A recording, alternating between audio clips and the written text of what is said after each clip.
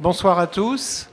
Merci beaucoup de votre présence pour ce dernier conseil de quartier de l'année 2023-2024. Donc nous avons deux sujets à l'ordre du jour. Le premier concerne... Alors oui, juste un petit rappel, la séance est enregistrée pour être sur le site à partir de demain. Le premier sujet concernera les perspectives du Champ de Mars après les Jeux Olympiques et Paralympiques. On va exposer, bon, vous connaissez évidemment bien le Champ de Mars. Et puis ensuite, nous aurons un sujet sur l'accès aux soins et l'offre de soins dans le 15e arrondissement, où il y a des choses très utiles à savoir pour les occupants. Et donc, nous pourrons échanger après sur chaque sujet. Je vais donc passer, peut-être, je vous passe tout de suite la parole pour le Champ de Mars. Voilà. Alors oui, bonsoir, merci beaucoup de votre présence. Je remercie aussi d'ailleurs d'abord tous les membres du conseil de quartier et puis mes deux collègues élus, donc Pierre Menuet, qui est l'adjoint au maire chargé du commerce voilà, et de l'artisanat dans le 15e, et Anne-Claire Tissandier, conseillère de Paris, voilà, en charge de tourisme, délégué auprès du maire du 15e. Donc effectivement, le premier sujet, c'est un sujet que nous avons très régulièrement à l'ordre du jour dans ce conseil de quartier, presque une fois sur deux. Évidemment, c'est le Champ de Mars et tout ce qui concerne son occupation, son usage, son avenir, les projets de réaménagement. Les conseillers de quartier de la précédente mandature, entre 2020 et 2023, se sont beaucoup intéressés à ce sujet et ont été très, très actifs, notamment au moment de l'enquête publique sur le projet One et de tout ce qui a suivi. Donc, il s'agissait là, lorsque nous en avons discuté avec les conseillers de quartier en réunion préparatoire, de faire le point sur ce qui se dessine pour la période olympique et surtout après. Donc, ce sujet sera structuré en trois moments. D'abord, Monsieur Vallet, que je remercie d'être là, donc, qui est le chef de la division JAR du centre et du 7e pour la direction des espaces verts et de l'environnement, donc fera un point sur les travaux de rénovation importants qui ont été menés jusqu'à la période olympique.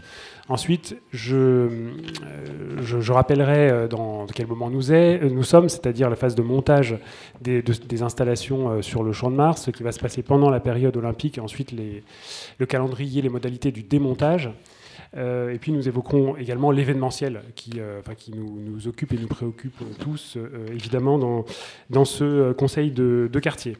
Et Monsieur Audierne, donc, qui est à la fois administrateur de l'association des Amis du Champ de Mars et puis membre de ce conseil de quartier depuis 4 ans, interviendra aussi pour faire le point sur les activités de l'association en ce moment même et ses projets. Donc, on va commencer tout de suite, je pense, Monsieur Vallet, justement par ce que je viens d'évoquer, c'est-à-dire tout ce qui a pu être fait. Alors on ne le voit plus trop maintenant parce que le Champ de Mars est largement fermé au public, mais en matière de rénovation, restauration, notamment du patrimoine, mais aussi des espaces verts. Oui. Bonsoir, bonsoir à toutes et à tous, Madame la conseillère de Paris, Messieurs les maire adjoint.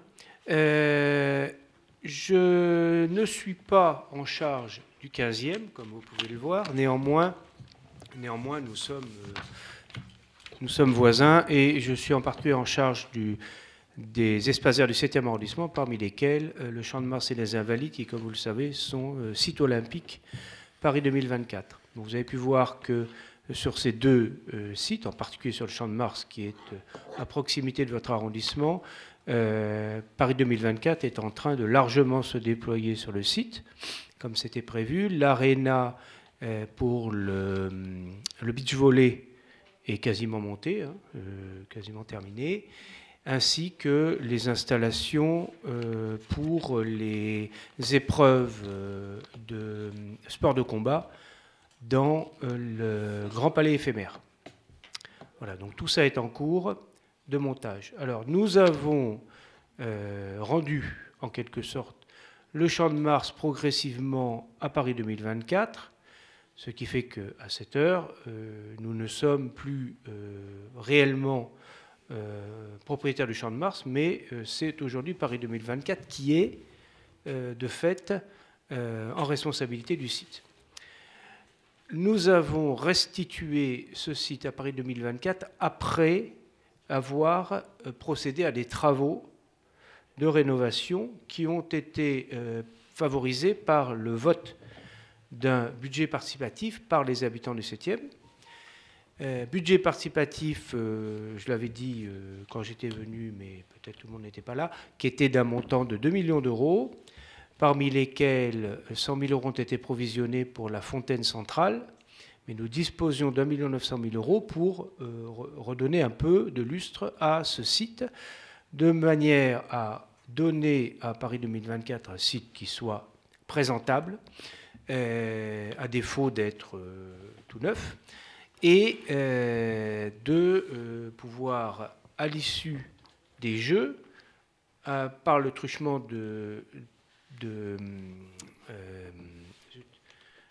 d'état des lieux entrants et d'état des lieux sortants, pouvoir faire bien le différentiel entre ce qui a été remis à Paris 2024 et ce qui sera restitué par Paris 2024. Ça permettra de donner lieu à des travaux de restauration, et ça, M. Semel se chargera d'expliquer cela.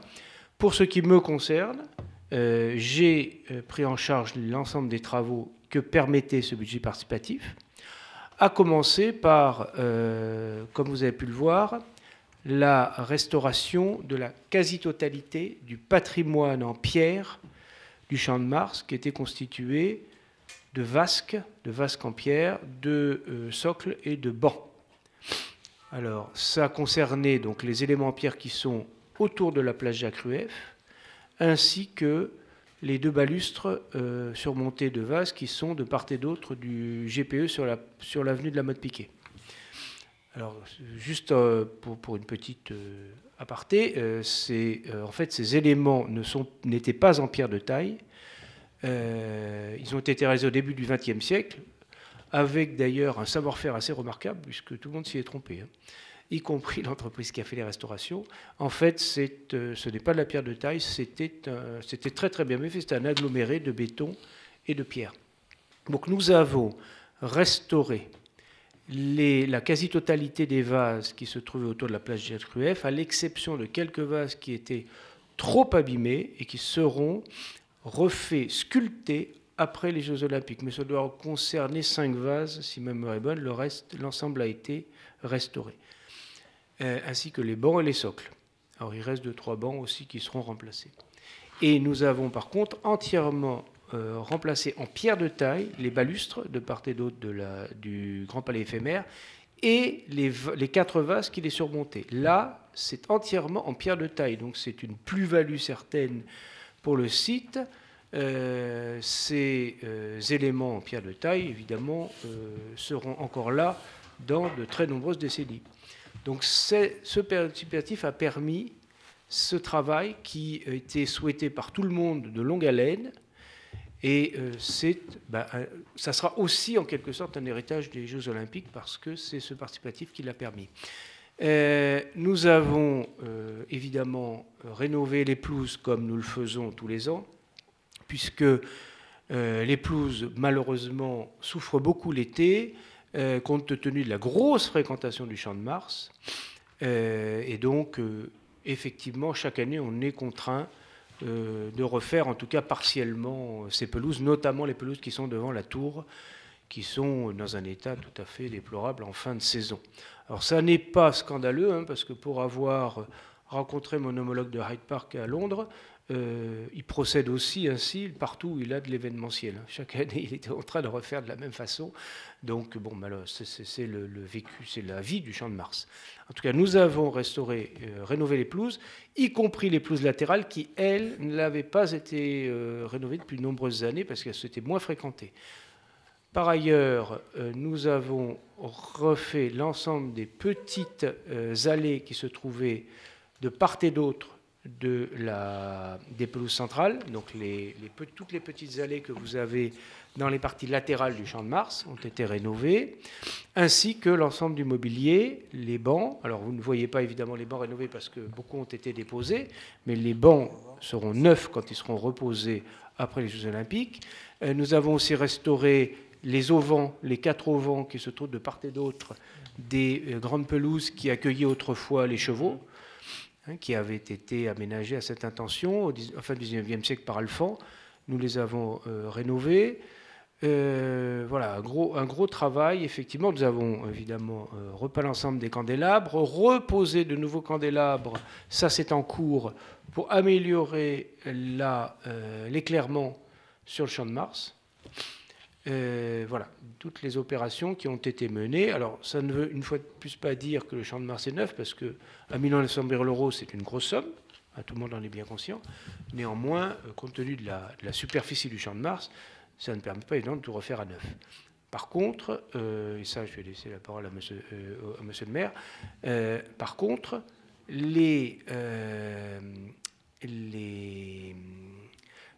à l'issue des Jeux Olympiques, il y aura un état des lieux sortant qui permettra de faire le point de tout ce qui est à refaire. Il faut savoir que, virtuellement en tout cas aujourd'hui, mais ce sera concret après les Jeux Olympiques, l'enveloppe que Paris 2024 a provisionnée pour cela est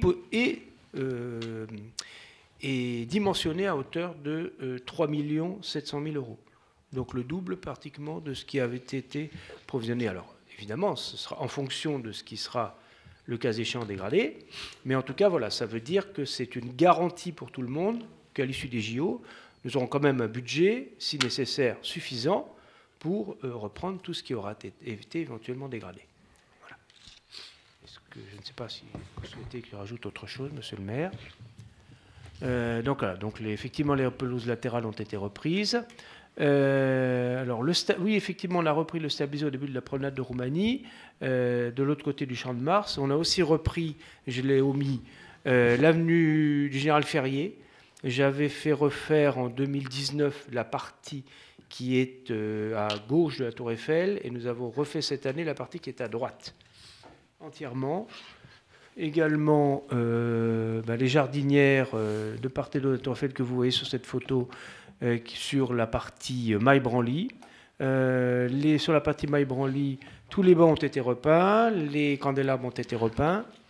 Voilà, un gros travail qui a été mené, à la fois, alors pour le coup, sur le participatif, mais aussi sur des budgets qui sont venus du Conseil de Paris, voilà, pour réaliser l'ensemble de ces opérations.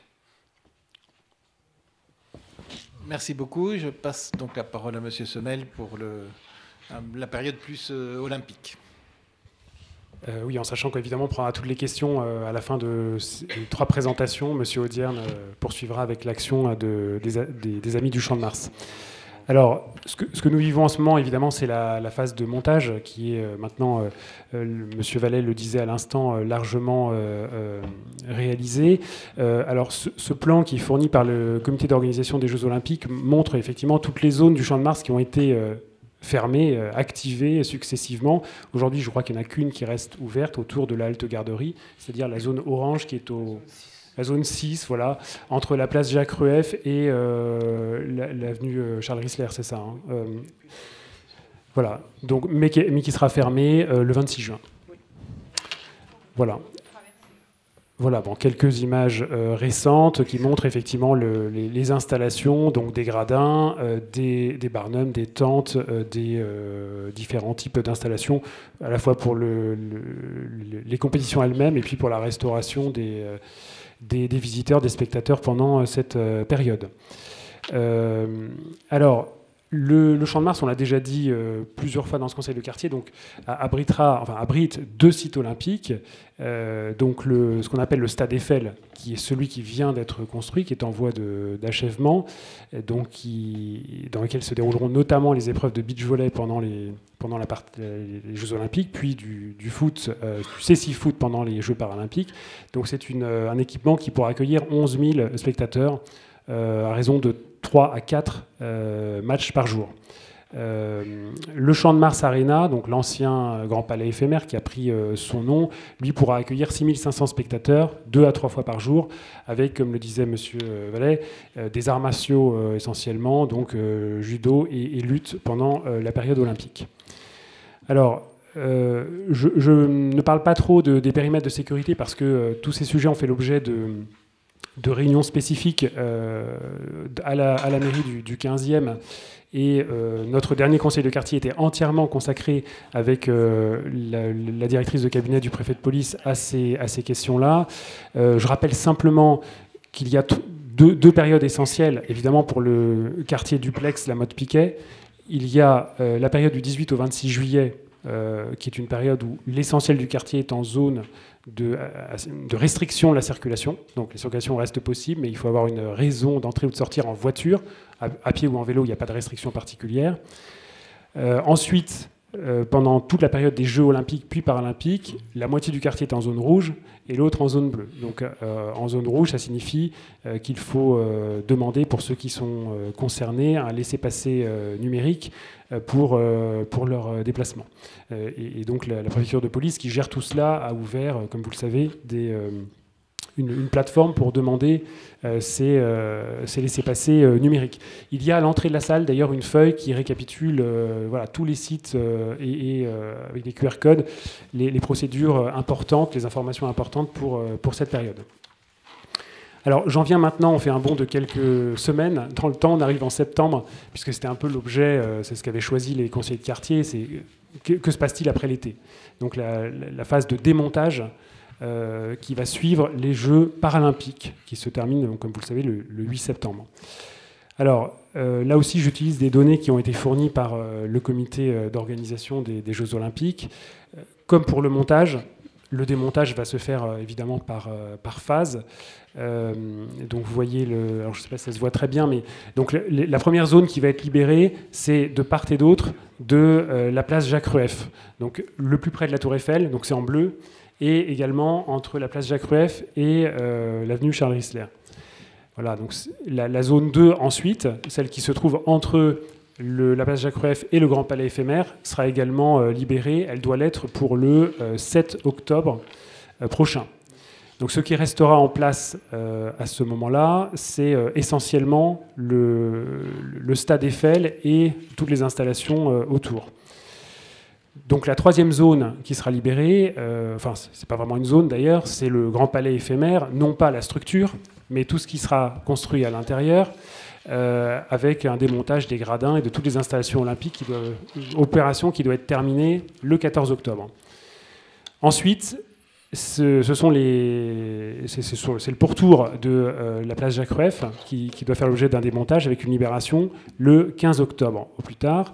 Et enfin, la place elle-même, donc le stade, l'Arena Eiffel, le stade Eiffel, dont la libération est prévue au plus tard le 31 octobre.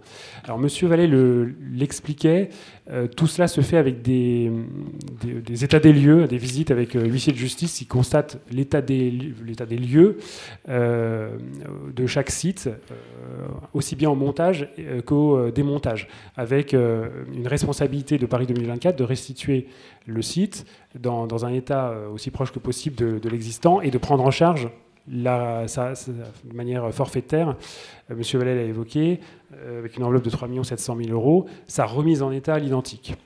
Voilà, donc ça, ce sont les principes de responsabilité qui s'imposent au comité d'organisation des Jeux Olympiques. Donc les travaux de remise en état, ce sont évidemment les travaux de repose de tout le mobilier qui aura été enlevé pendant cette période, et puis de remise en état évidemment des espaces verts et des pelouses particulièrement qui auront évidemment souffert de cette utilisation. Alors la question que vous posez, sans la poser, mais on en parle souvent évidemment en réunion préparatoire avec les conseillers de quartier, c'est le Grand Palais éphémère. Vous voyez que sur le plan fourni par le comité d'organisation des Jeux Olympiques, évidemment, au 31 octobre, le Grand Palais éphémère est toujours en place. Donc je voudrais juste rappeler quelques éléments sur ce sujet, évidemment, qui nous concerne de près. Le Grand Palais éphémère est présent sur le Champ de Mars, plus précisément sur le plateau Joffre, donc en vertu d'une convention d'occupation temporaire qui a été établie entre la ville de Paris d'une part, la réunion des musées nationaux d'autre part, et le comité d'organisation des Jeux Olympiques. Donc il y a 3 parties. Cette convention a été signée en 2018 et elle a été validée par un vote du Conseil de Paris. Donc pas les conseils d'arrondissement, mais le Conseil de Paris, pour une durée d'occupation de 51 mois, très précisément, ce qui signifie que cette structure peut être présente du 1er septembre 2020, début des opérations de montage, jusqu'au 30 novembre 2024. Au-delà du 30 novembre 2024, donc il n'y a pas de base juridique à son maintien, et donc il faudrait, le cas échéant, une nouvelle convention avec un nouveau vote en Conseil de Paris pour que son maintien soit autorisé. Cette structure, elle occupe 17 000 m² du Champ de Mars et 27 000 m² lorsqu'il y a des extensions, des structures additionnelles, comme c'est le cas avec certains événements, Paris Photo, Art Basel, que nous avons connus donc pendant 3 ans. Alors, j'ai parlé de la réunion des musées nationaux et de Paris 2024. Évidemment, ils n'ont pas conçu et construit directement cet équipement. Ils ont un concessionnaire qui s'appelle GL Evans, qui est donc responsable, qui a été responsable du montage, qui sera responsable du démontage, du nettoyage du site, de sa dépollution éventuelle. Et comme pour les autres installations olympiques, eh bien, la remise en état du plateau Joffre doit se faire aux frais des parties, en l'occurrence Paris 2024 et la réunion des musées nationaux. Alors, ce sont évidemment c'est la situation aujourd'hui. Il y a une autorité publique que le GL Evans, propriétaire de la structure, donc il a conçu, monté, qui doit la démonter, fait du lobbying pour assurer un prolongement à son activité, que ne souhaite évidemment pas la réunion des musées nationaux, qui elle réintègre le Grand Palais historique fin 2024 ou début 2025, donc ils ne sont pas demandeurs d'un site concurrent.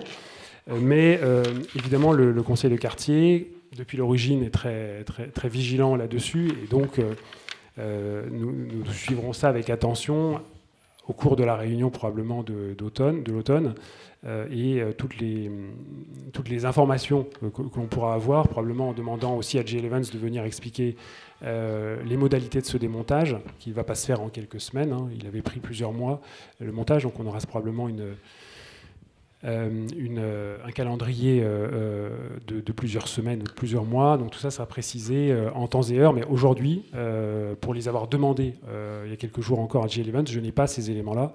Je rappelle donc le cadre juridique et la nécessité, le cas échéant, qu'une majorité des élus parisiens soit d'accord pour son maintien. Ce qui aujourd'hui n'est pas du tout assuré. En tout cas, la position de la mairie du 7e comme de la mairie du 15e, évidemment, c'est la restitution du plateau Joffre en temps voulu, c'est-à-dire le moment au 30 novembre, évidemment, au Champ de Mars et aux Parisiens. Ça me fournit évidemment une transition toute trouvée pour évoquer l'événementiel, sujet aussi qui nous a beaucoup occupé au cours des 4 dernières années dans ce conseil de quartier, mais aussi dans d'autres instances, parce que la ville de Paris a mis en place évidemment un certain nombre de groupes, de commissions pour la gestion du Champ de Mars. Donc certains d'entre vous, l'association des Amis du Champ de Mars aussi, y participent, et nous sommes évidemment très vigilants et très exigeants sur ce qui doit être fait. La ville de Paris entend parfois, n'entend pas parfois, évidemment, ces demandes. Mais sur l'événementiel, j'ai repris les éléments fournis par la ville. Évidemment, le sentiment largement partagé des riverains, c'est une occupation vraiment très fréquente du Champ de Mars par un ou plusieurs événements chaque jour. Donc, les éléments qui sont fournis par la ville, je reprends sur l'année 2022, c'est que nous avons eu 96 jours d'occupation. Alors, ces données ne sont pas totalement exactes parce qu'il faut y ajouter les extensions du Grand Palais éphémère, comme je l'ai dit, c'est 7000 m², et qui ont été présentes pendant 47 jours en 2022. Donc au total, on arrive à un peu plus de 140 jours d'événements sur le Champ de Mars, avec évidemment une présence assez forte au beau jour, c'est-à-dire au moment où les Parisiens ont le plus besoin de cet espace. Et ces 140 jours ne tiennent pas compte aussi du temps de remise en état. C'est lorsque la structure additionnelle de 7000 m² est démontée, elle a été 3 saisons de suite. Évidemment, il y a plusieurs jours, peut-être plusieurs semaines, 2 semaines, 3 semaines de remise en état des pelouses qui ont été abîmées par ces événements. 2023, on était dans une situation un peu analogue. Nous avons dénombré 130 jours d'événements sur le Champ de Mars, toujours avec c'est le principal événement hors Art Basel et Paris Photo, qui sont des événements du Grand Palais éphémère, donc qui n'ont pas forcément vocation à perdurer. Le principal événement sont des événements équestres, et c'est le Jumping Eiffel, qui dure 4-5 jours, mais qui occupe le site pendant plus de 30 jours. Voilà, donc sur ce sujet, je voudrais juste terminer avant de passer la parole à Monsieur Audierne, en signalant la position de la mairie du 15e comme de la mairie du 7e. Nous sommes totalement alignés évidemment sur ce sujet. Premièrement, c'est tenir le calendrier de démontage du Grand Palais éphémère au 30 novembre, et donc restituer le plus vite possible le plateau Joffre au Champ de Mars. Ce sujet est régulièrement évoqué en conseil d'arrondissement, donc nous avons adopté des vœux en ce sens.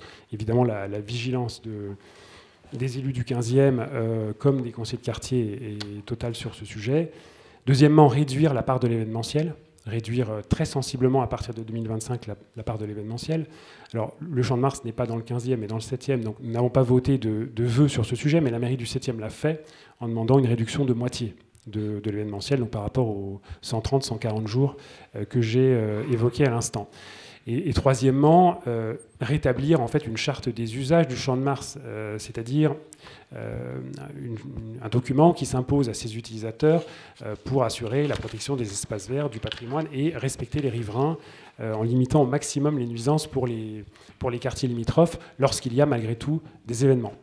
Donc voilà les principales lignes de notre action et les principales perspectives qui se dessinent, sur lesquelles vous aurez certainement des questions, mais je vais passer la parole à Monsieur Audierne pour la suite.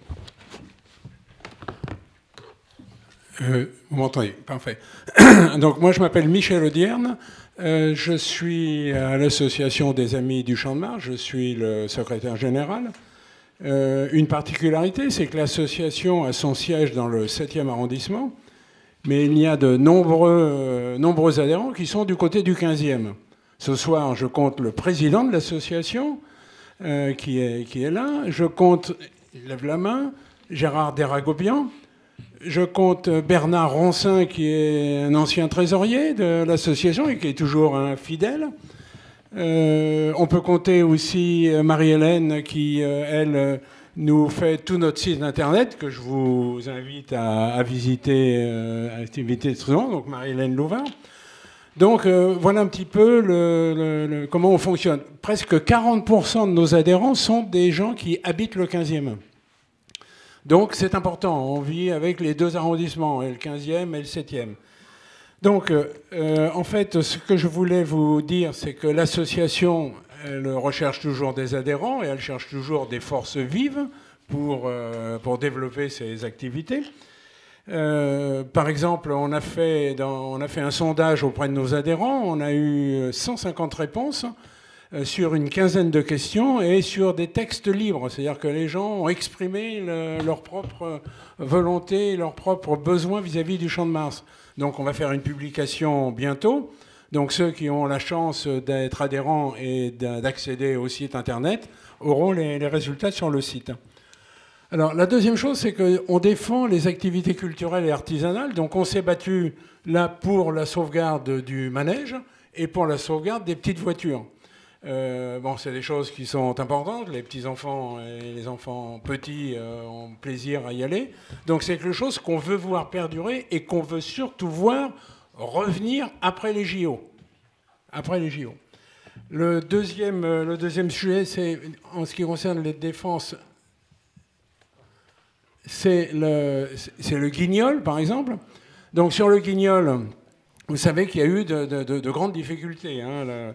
Le Guignol devait s'arrêter assez tôt. C'est un Guignol qui a 200 places, 350 marionnettes. Donc ça, c'était la dernière du Guignol. C'était le 2 juin 2024 à 16h. Il ferme jusqu'à la réouverture du Champ de Mars. Donc on avait obtenu cette prolongation parce qu'au début, ça devait fermer le 2 juin 2024, le Guignol. Fermé et sans indemnisation. Donc nous, on s'est battus, l'association des Amis du Champ de Mars, et donc il a pu prolonger jusqu'à la dernière minute, et il serait en bonne voie d'avoir une subvention. Le troisième point, c'est la défense du patrimoine. Donc, alors sur la gauche, c'est une statue qui avait été enlevée par les services de la mairie de Paris parce qu'elle était continuellement taguée. Donc, elle avait été enlevée. On l'a fait rechercher. On l'a retrouvée dans les sous-sols, oui, quelconque, je ne sais pas trop d'où, mais on l'a retrouvée, cette statue. Alors, on a trouvé un moulage parce qu'ils avaient fait un moulage. Et donc, on l'a réinstallée. L'eau a été remise sur la fontaine avec une petite fontaine. Donc, c'est une de nos batailles. Alors, donc, la dame qu'on voit à côté de la statue, c'est elle qui a retrouvé la statue, qui était qui est une vice-présidente de l'association des Amis du Champ de Mars. Sur la photo de droite, on voit les balustres et on voit les bancs dont M. Jean-Marc Vallée a parlé tout à l'heure. Alors, moi, je suis particulièrement content parce qu'en fait, j'ai monté le dossier sur le dossier participatif pour les balustres et les vases Médicis. Donc, je suis assez bien au courant du dossier. On avait fait chiffrer par des entreprises de rénovation, des entreprises très, très affûtées pour avoir un prix, pour savoir à combien à peu près ça nous menait. Donc voilà, donc c'est un grand projet que nous avons réussi, ces balustres et les vases Médicis. Alors j'en profite, Monsieur Vallée, pour vous dire que, nul n'étant parfait, j'ai fait un oubli dans mon dossier sur le budget participatif. J'ai oublié les marches qui sont devant les paliers sur la place Jacques-Rueff et qui sont cassés et qui sont dans un état déplorable. Est-ce que vous pensez que c'est rattrapable ? Alors absolument, oui. Effectivement, les marches en pierre que vous évoquez sont épeauffrées. Alors, ont été épeauffrées, c'est pas la peine de vous expliquer comment, par la circulation de tout un tas d'engins de chantier qui ont eu la bonne idée de prendre ces escaliers. Donc effectivement, ils sont très abîmés, liés notamment à des montages de manifestations, à tout un tas de choses. Ça s'est accumulé au fil du temps, ce qui fait que quand on fait des états des lieux entrants, des états des lieux sortants, c'est très compliqué de savoir qui a épeauffré quoi et qu'est-ce qui a été rajouté depuis l'origine. C'est un peu, on a beau faire des photos, bon, c'est toujours un peu compliqué. Donc la réponse est oui, c'est parfaitement faisable. Et j'ai effectivement pris note, nous l'avions d'ailleurs évoqué sur le terrain, j'ai pris note en effet de cet aspect-là, vous avez tout à fait raison, ce sera pris en compte dans les futurs travaux, quand j'aurai des budgets qui permettent de le faire, bien sûr. Merci de rattraper mon erreur, inadmissible. Donc sur l'événementiel, bon, M. Sommel a beaucoup parlé de l'événementiel. C'est vrai que le parc est encombré régulièrement de smirmorques qui défoncent les terrains et qui arrachent quelquefois en partie les arbres. Donc c'est très compliqué. On voit sur la photo de droite, le terrain n'absorbe plus la pluie, donc c'est des mares complètes. On voit le smirmorque qui rentre sur le champ de Mars, qui défonce les allées. Donc, bon, on va voir après dans les projets. Bon, M. Vallée en a parlé tout à l'heure dans le rétablissement, éventuellement, par le COJO, des désordres qu'ils vont organiser. Mais ça vaudra aussi pour l'avenir, pour toutes les manifestations qui auront lieu sur le Champ de Mars. Il faudra arriver à mettre au point un système qui permet de photographier et de faire un constat avant le début de l'installation d'une manifestation et de faire un constat après, à la fin de la manifestation. Je ne sais pas si c'est la mairie de Paris qui doit faire ça, si c'est un organisme indépendant. Peut-être que ça se fait d'ailleurs, quelquefois. Je ne sais pas, M. Vallée. En l'occurrence, si je puis me permettre juste une remarque, on ne peut pas dire en fait que c'est le tassement des sols qui fait que ça pénètre plus. En fait, c'est parce que les évacuations du Champ de Mars datent du 19e siècle. Ça a été repris petit bout par petit bout au fil des décennies, mais effectivement, le réseau d'évacuation des eaux de pluie est quand même très défaillant. Mais pour pouvoir le remettre en état, il faut creuser, et ça a un coût que vous pouvez imaginer. Donc effectivement, il faudrait en effet tout ouvrir, et ce que nous n'avons pas les moyens de faire. Donc en fait, nous réparons au fil du temps quand il y a effectivement des retenues d'eau de cette nature qui sont désespérantes. Nous refaisons Mais ce sont de très vieux réseaux. Quand on remplace d'ailleurs des parties de ce réseau, on est embêté parce qu'il y a des problèmes de compatibilité de matériaux, Quand évidemment, ça date du 19e siècle, c'est pas pareil qu'aujourd'hui. Donc voilà, c'est ça la grande difficulté. C'est pour ça que je voulais préciser au sujet de ça, cet aspect des choses. D'accord. Et sur le principe d'avoir, avant l'installation d'une manifestation, d'avoir un constat qui pourrait être fait avant et après, est-ce que c'est... Il faut être très clair. C'est systématique. Ah, vous le faites. Ah oui, oui, non, non. Alors, c'est systématique. Soit ce sont mes agents qui le font quand ce sont de petites manifestations, soit il y a des huissiers quand ce sont des manifestations plus importantes. Vous avez cité tout à l'heure le Jumping Eiffel. Le Jumping Eiffel, il y a un huissier qui fait un compte-rendu avant et après. Raison pour laquelle, d'ailleurs, les années passées, les organisateurs du Jumping Eiffel ont dû payer un certain nombre de travaux pour rénover des parties qui avaient été dégradées. Donc c'est systématique. Il y a deux problèmes qui se posent. Le premier, c'est que, comme vous le savez, il y a le grand concert du 14 juillet. Le grand concert du 14 juillet qui, cette année, ne se déroulera pas sur le Champ de Mars, mais à l'Hôtel de Ville. Le grand concert du 14 juillet est un concert mairie de Paris. Donc, par voie de conséquence, quand il y a effectivement des pelouses abîmées, des choses comme ça, enfin, qui sont tout à fait classiques en pareilles circonstances, quand il y a une implantation importante et un public aussi important, on ne peut pas effectivement pénaliser l'organisateur. Donc, ce qui fait que il faut que nous ayons les budgets pour pouvoir remettre en état derrière, ce qui n'est pas simple, hein, parce que c'est votre argent, il faut en avoir conscience. Et donc, oui, malheureusement, il y a en effet des manifestations qui, de ce fait, celle-là notamment, mais d'autres, pour lesquels c'est plus difficile d'avoir des budgets derrière pour remettre en état. Néanmoins, systématiquement, toutes les manifestations font l'objet d'état des lieux entrants et d'état des lieux sortants, systématiquement. Après, la complexité, c'est quand vous avez confié à un organisateur quelque chose qui est déjà pas satisfaisant, pas neuf et un peu dégradé, après, pour faire la part de sa responsabilité, c'est très compliqué. Voilà, c'est toujours pareil. Hein. Quand vous donnez une allée qui est déjà pas très belle, l'organisateur il dit oui, mais vous m'avez donné quelque chose qui était... Voilà. Donc c'est un peu compliqué. Mais il y a systématiquement l'état des lieux entrants et sortants. D'accord, très bien. Merci, Monsieur Vallet. Donc, je précise une chose, excusez-moi, pardon, juste une petite chose. On a parlé des arbres. Alors ça, je veux préciser de manière très claire qu'à chaque fois qu'il y a des dommages aux arbres, et nous sommes tous absolument désolés que ce soit le cas, systématiquement, il y a un recouvrement qui est fait, parce qu'il y a un arrêté de la maire de Paris qui détermine très précisément les niveaux d'indemnisation en fonction du type de dégradation qui est apporté à l'arbre, que ce soit des branches cassées, des plaies, voire un arbre qui tombe. C'est très coûteux. Il faut savoir que c'est extrêmement coûteux.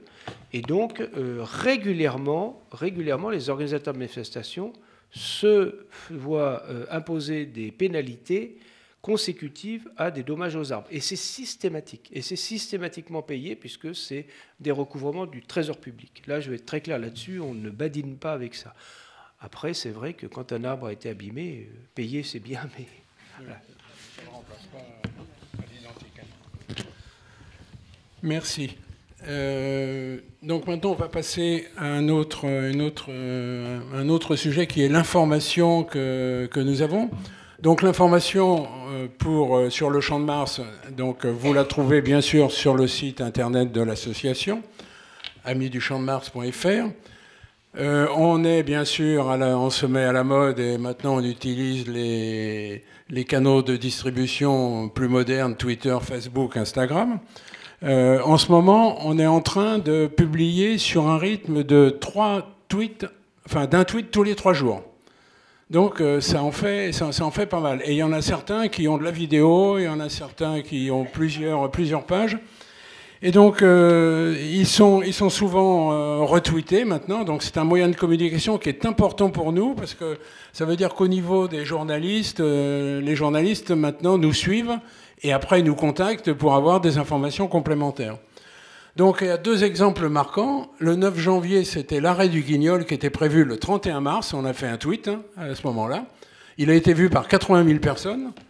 Et le résultat, c'est qu'on a réussi à avoir la prolongation jusqu'au 2 juin. Donc, le message Twitter est percutant. Souvent, maintenant, on pense plus que le courrier qu'on envoie à la mairie. On a un deuxième exemple frappant, c'est le 25 mai 2024. Donc là, on va avoir une réponse aussi de la part de M. Vallet. On a vu le parterre de rosiers qui a été arraché, hein, celui qui est juste devant la buvette, à côté de la buvette, là, sur le Champ de Mars. Donc tout a été arraché. Donc on a compris que ça avait été arraché pour faciliter l'entrée des camions sur le Champ de Mars. Ça faisait une grande avenue, là, c'était impeccable. Et donc, on a fait un tweet qui a été vu par 25 000 personnes, et M. Najdovski, il a répondu 3 minutes après pour dire que c'était pas lui. Donc, c'est pas lui, et donc il s'est engagé. Il nous a dit que c'était les musées nationaux. Je pense que les musées nationaux viennent faire là-dedans. Et les ABF, voilà, que c'était les ABF. Donc, mais il s'est engagé à le remettre en état. Est-ce que vous pouvez nous dire quelque chose là-dessus ? Alors, oui, effectivement, je peux dire quelque chose là-dessus. Il y avait effectivement, avenue Charles Rissler, une jardinière qui faisait verrou pour accéder au Champ de Mars. Et il se trouve que cette jardinière avait été aménagée sans aucune autorisation d'urbanisme d'aucune sorte. Alors, ne me demandez pas quand, hein, je ne sais pas si c'est les années 80 ou 90, je ne le sais pas. En tout cas, il a été aménagé sans aucune autorisation d'urbanisme d'aucune sorte. Donc ça veut dire que ni l'ABF de l'époque, ni la commission des sites, parce qu'il faut savoir que comme le Champ de Mars est un site classé, c'est la commission des sites qui est l'autorité en matière d'aménagement et d'installation sur le Champ de Mars. Et donc, effectivement, je suis allé effectivement sur le Champ de Mars avec la commission des sites et avec l'ABF, et les injonctions qui ont été données à la ville étaient de démolir cette jardinière. Donc, je ne sais pas pourquoi on parle des musées nationaux. Non, je me suis trompé. Ah, pardon. Alors oui, alors effectivement, alors ça je confirme, oui, je confirme en effet que l'ABF et la commission des sites ensemble ont demandé la suppression de cette jardinière. Mais il faut bien se dire entre nous une chose. Alors, bien sûr, M. Najdovski a pris l'engagement que, bien entendu, serait rendue une surface végétale équivalente sur le Champ de Mars. Mais il faut tous qu'on se dise qu'effectivement, objectivement, la présence en verrou de cette jardinière, c'était des végétaux. Alors je comprends qu'on puisse avoir qui est un aspect sentimental, mais franchement, ce n'était pas bienvenu du tout.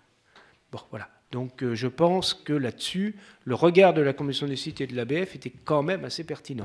Mais M. Najdovski s'est engagé et nous referons entièrement l'avenue Charles Rissler, qui d'ailleurs sera déminéralisée parce qu'aujourd'hui c'est de l'asphalte. On fera un sable stabilisé comme il y a sur le reste du Champ de Mars, et par ailleurs seront rendues des surfaces équivalentes de végétaux. Alors, si vous voulez, pour les informations... Allez-y, on termine pour avoir les questions. Oui, donc pour terminer sur le sujet, quand nos adhérents nous remontent des informations, c'est vrai qu'ils nous disent, mais alors les ABF, qu'est-ce qu'ils viennent faire pour enlever, pour juste pouvoir laisser passer les camions? Mais d'autre part, quand vous voyez l'endroit, vous le connaissez bien, il y a quand même pas mal de bancs. Donc ce parterre de verdure en plus qui était plein d'oiseaux avec des fleurs et tout, il y avait quelque chose un peu de champêtre à cet endroit-là. On peut nous dire qu'on va remettre un équivalent d'espace vert ailleurs peut-être, mais là les gens l'attendent plutôt là, quoi. Donc voilà, donc il y a cette incompréhension. Voilà, donc je vais... En tout cas, ça n'est pas pour laisser passer les camions, avec tout le respect que je vous dois, monsieur le secrétaire général, ça n'est pas pour laisser passer les camions. Ben, c'est pour quoi faire alors? Parce que les camions passent par là, hein? Non. Aujourd'hui, les camions passent par là. Ça avait été aménagé sans autorisation d'urbanisme. Oui, d'accord. Voilà. Mais c'est pas pour laisser passer les camions. Ben, c'est pour quoi faire alors? C'est parce que ça n'avait rien à faire là, parce que ça n'a pas été autorisé. Non, d'accord. Vous ne pouvez pas aménager quelque chose sans autorisation d'urbanisme. Oui. À partir de là, effectivement, en toute logique, la commission des sites, d'ailleurs plus encore que l'ABF, mais l'ABF était présent également, on dit on ne peut pas laisser ça qui n'a pas été autorisé. Par contre, ce qui sera en contrepartie aménagé sur proposition de M. Najdovski sera soumis à l'ABF et à la commission des sites, et à partir de là, sera parfaitement officiel. D'accord. D'avoir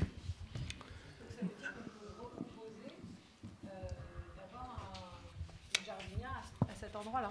Ça signifie donc, là ce que vous nous dites, juste, ça n'a pas été enlevé pour des raisons de praticité, ça a été enlevé parce que ça ne correspondait pas au comité des sites d'il y a 50 ans ou 100 ans, mais si demain les riverains ou les usagers du Champ de Mars redemandaient à cet emplacement-là une magnifique jardinière avec une roseraie par exemple, on pourrait le faire. Alors, sous réserve d'avoir l'aval de la commission des sites, puisque c'est un site classé, ouais. Et il n'est pas certain que la commission des sites serait d'accord pour qu'il soit mis à cet endroit-là. Ouais. Mais par contre, oui, il y a tout à fait possibilité de retrouver des espaces végétalisés, pas forcément exactement à cet endroit, parce qu'en plein milieu là, je crois qu'ils ne le souhaitaient pas. Mais bon, après, c'est des appréciations du ministère des Affaires culturelles, mais du ministère de la Culture, ça, moi, je ne peux pas intercéder là-dedans. Bon, on ne peut pas rester trop longtemps là-dessus, mais enfin, je voudrais quand même vous signaler que devant cet espace qui a été libéré, pour des raisons que ce n'était pas conforme, il y a quand même une barrière, donc qui permet de faire rentrer des camions. Parce que la barrière, pour l'instant, une barrière amovible, elle peut bouger. Donc est-ce qu'il y aura encore la barrière plus tard? Alors, la réponse est non. La barrière aujourd'hui, c'est pour clôturer le site. Ça, tout le monde peut aisément le comprendre. Si on ne met pas de barrière, tout le monde rentre sur le site de Paris 2024, ça n'est pas possible. Non, ces barrières ne resteront pas, puisque ce que j'ai proposé, mais ça encore, ce sera soumis à la commission des sites, c'est de positionner, comme ça a été fait par la Société de la Tour Eiffel sur l'avenue Gustave Eiffel, de positionner des bornes amovibles pour accéder à cet espace, de sorte que personne ne vienne s'y garer, stationner, enfin voilà, parce que vous savez très bien que quand vous laissez ouvert, tout le monde rentre, hein, donc il ne faut pas que ce soit le cas. Mais barrière non, ce serait plutôt des plots, ce qui permet évidemment la libre circulation des piétons, des vélos. Voilà. Merci. Donc voilà, donc j'en ai terminé. Ce que je vous propose, c'est de rester informé sur ce qui se passe au Champ de Mars, soit en vous inscrivant, en adhérant à l'association. Pour les jeunes, depuis 3 jours, je crois, pour les jeunes qui ont moins de 30 ans, la cotisation est à 10 €. Donc c'est un effort important que nous faisons. Donc adhérer, allez voir le site quand même. Sur le site, il y a quand même pas mal d'informations. Et puis allez sur Twitter avec Amis Champ de Mars, Amis Champ de Mars. Là, vous suivrez toutes les informations. Voilà, j'en ai terminé. Pardon ? Les autres, ils payent combien la DG ? 30. Ouais. Merci beaucoup. Merci beaucoup, messieurs, pour vos interventions. On va passer aux questions. J'ai une toute première question, puisque le Champ de Mars est historiquement, enfin évidemment, un lieu de promenade, mais c'est aussi un lieu de circulation. Puisque, et en particulier, pour le 15e, nous, c'est important, puisque c'était un lieu où, en fait, on passait de Paris jusqu'au 15e, à l'époque où le 15e était plus industriel. Donc, je voudrais savoir quelles sont un petit peu vos idées sur les axes de circulation qui traversent le Champ de Mars après les Jeux Olympiques. Alors, la traversée principale était sur Joseph Bouvard, puisque Gustave Eiffel maintenant est condamné. Il y a moi je ne suis pas à la direction de la voirie et des déplacements, mais il y a un projet voirie effectivement pour réduire la circulation sur place Jacques-Rueff, mais maintenir quand même une circulation d'un côté. C'est-à-dire que la place, il y a l'anneau central, et il y aurait une partie qui serait piétonnisée, l'autre partie qui serait circulée. Donc il restera quand même une traversée à cet endroit-là. Dans les deux sens. Écoutez, alors ça, oui, je pense, mais pour être très sincère avec vous, n'étant pas la direction de la voirie et des déplacements, je n'en connais pas les détails. Mais en tout cas, oui, il demeurera une traversée est-ouest pour passer d'un côté à l'autre du Champ de Mars. Mais c'est vrai que ça limitera. Voilà. Merci beaucoup. On va passer à des questions. Oui, je voulais savoir si les candélabres sont remis à l'identique ou c'est un nouveau modèle. Non, on prend trois questions. Allez-y, monsieur, oui. Pour moi, pourquoi mettre du sable stabilisé ? Pourquoi le sable stabilisé quand on sait qu'il y a 20 millions de personnes qui circulent ? Parce que c'est complètement défoncé aussi par les pas de tous ces touristes.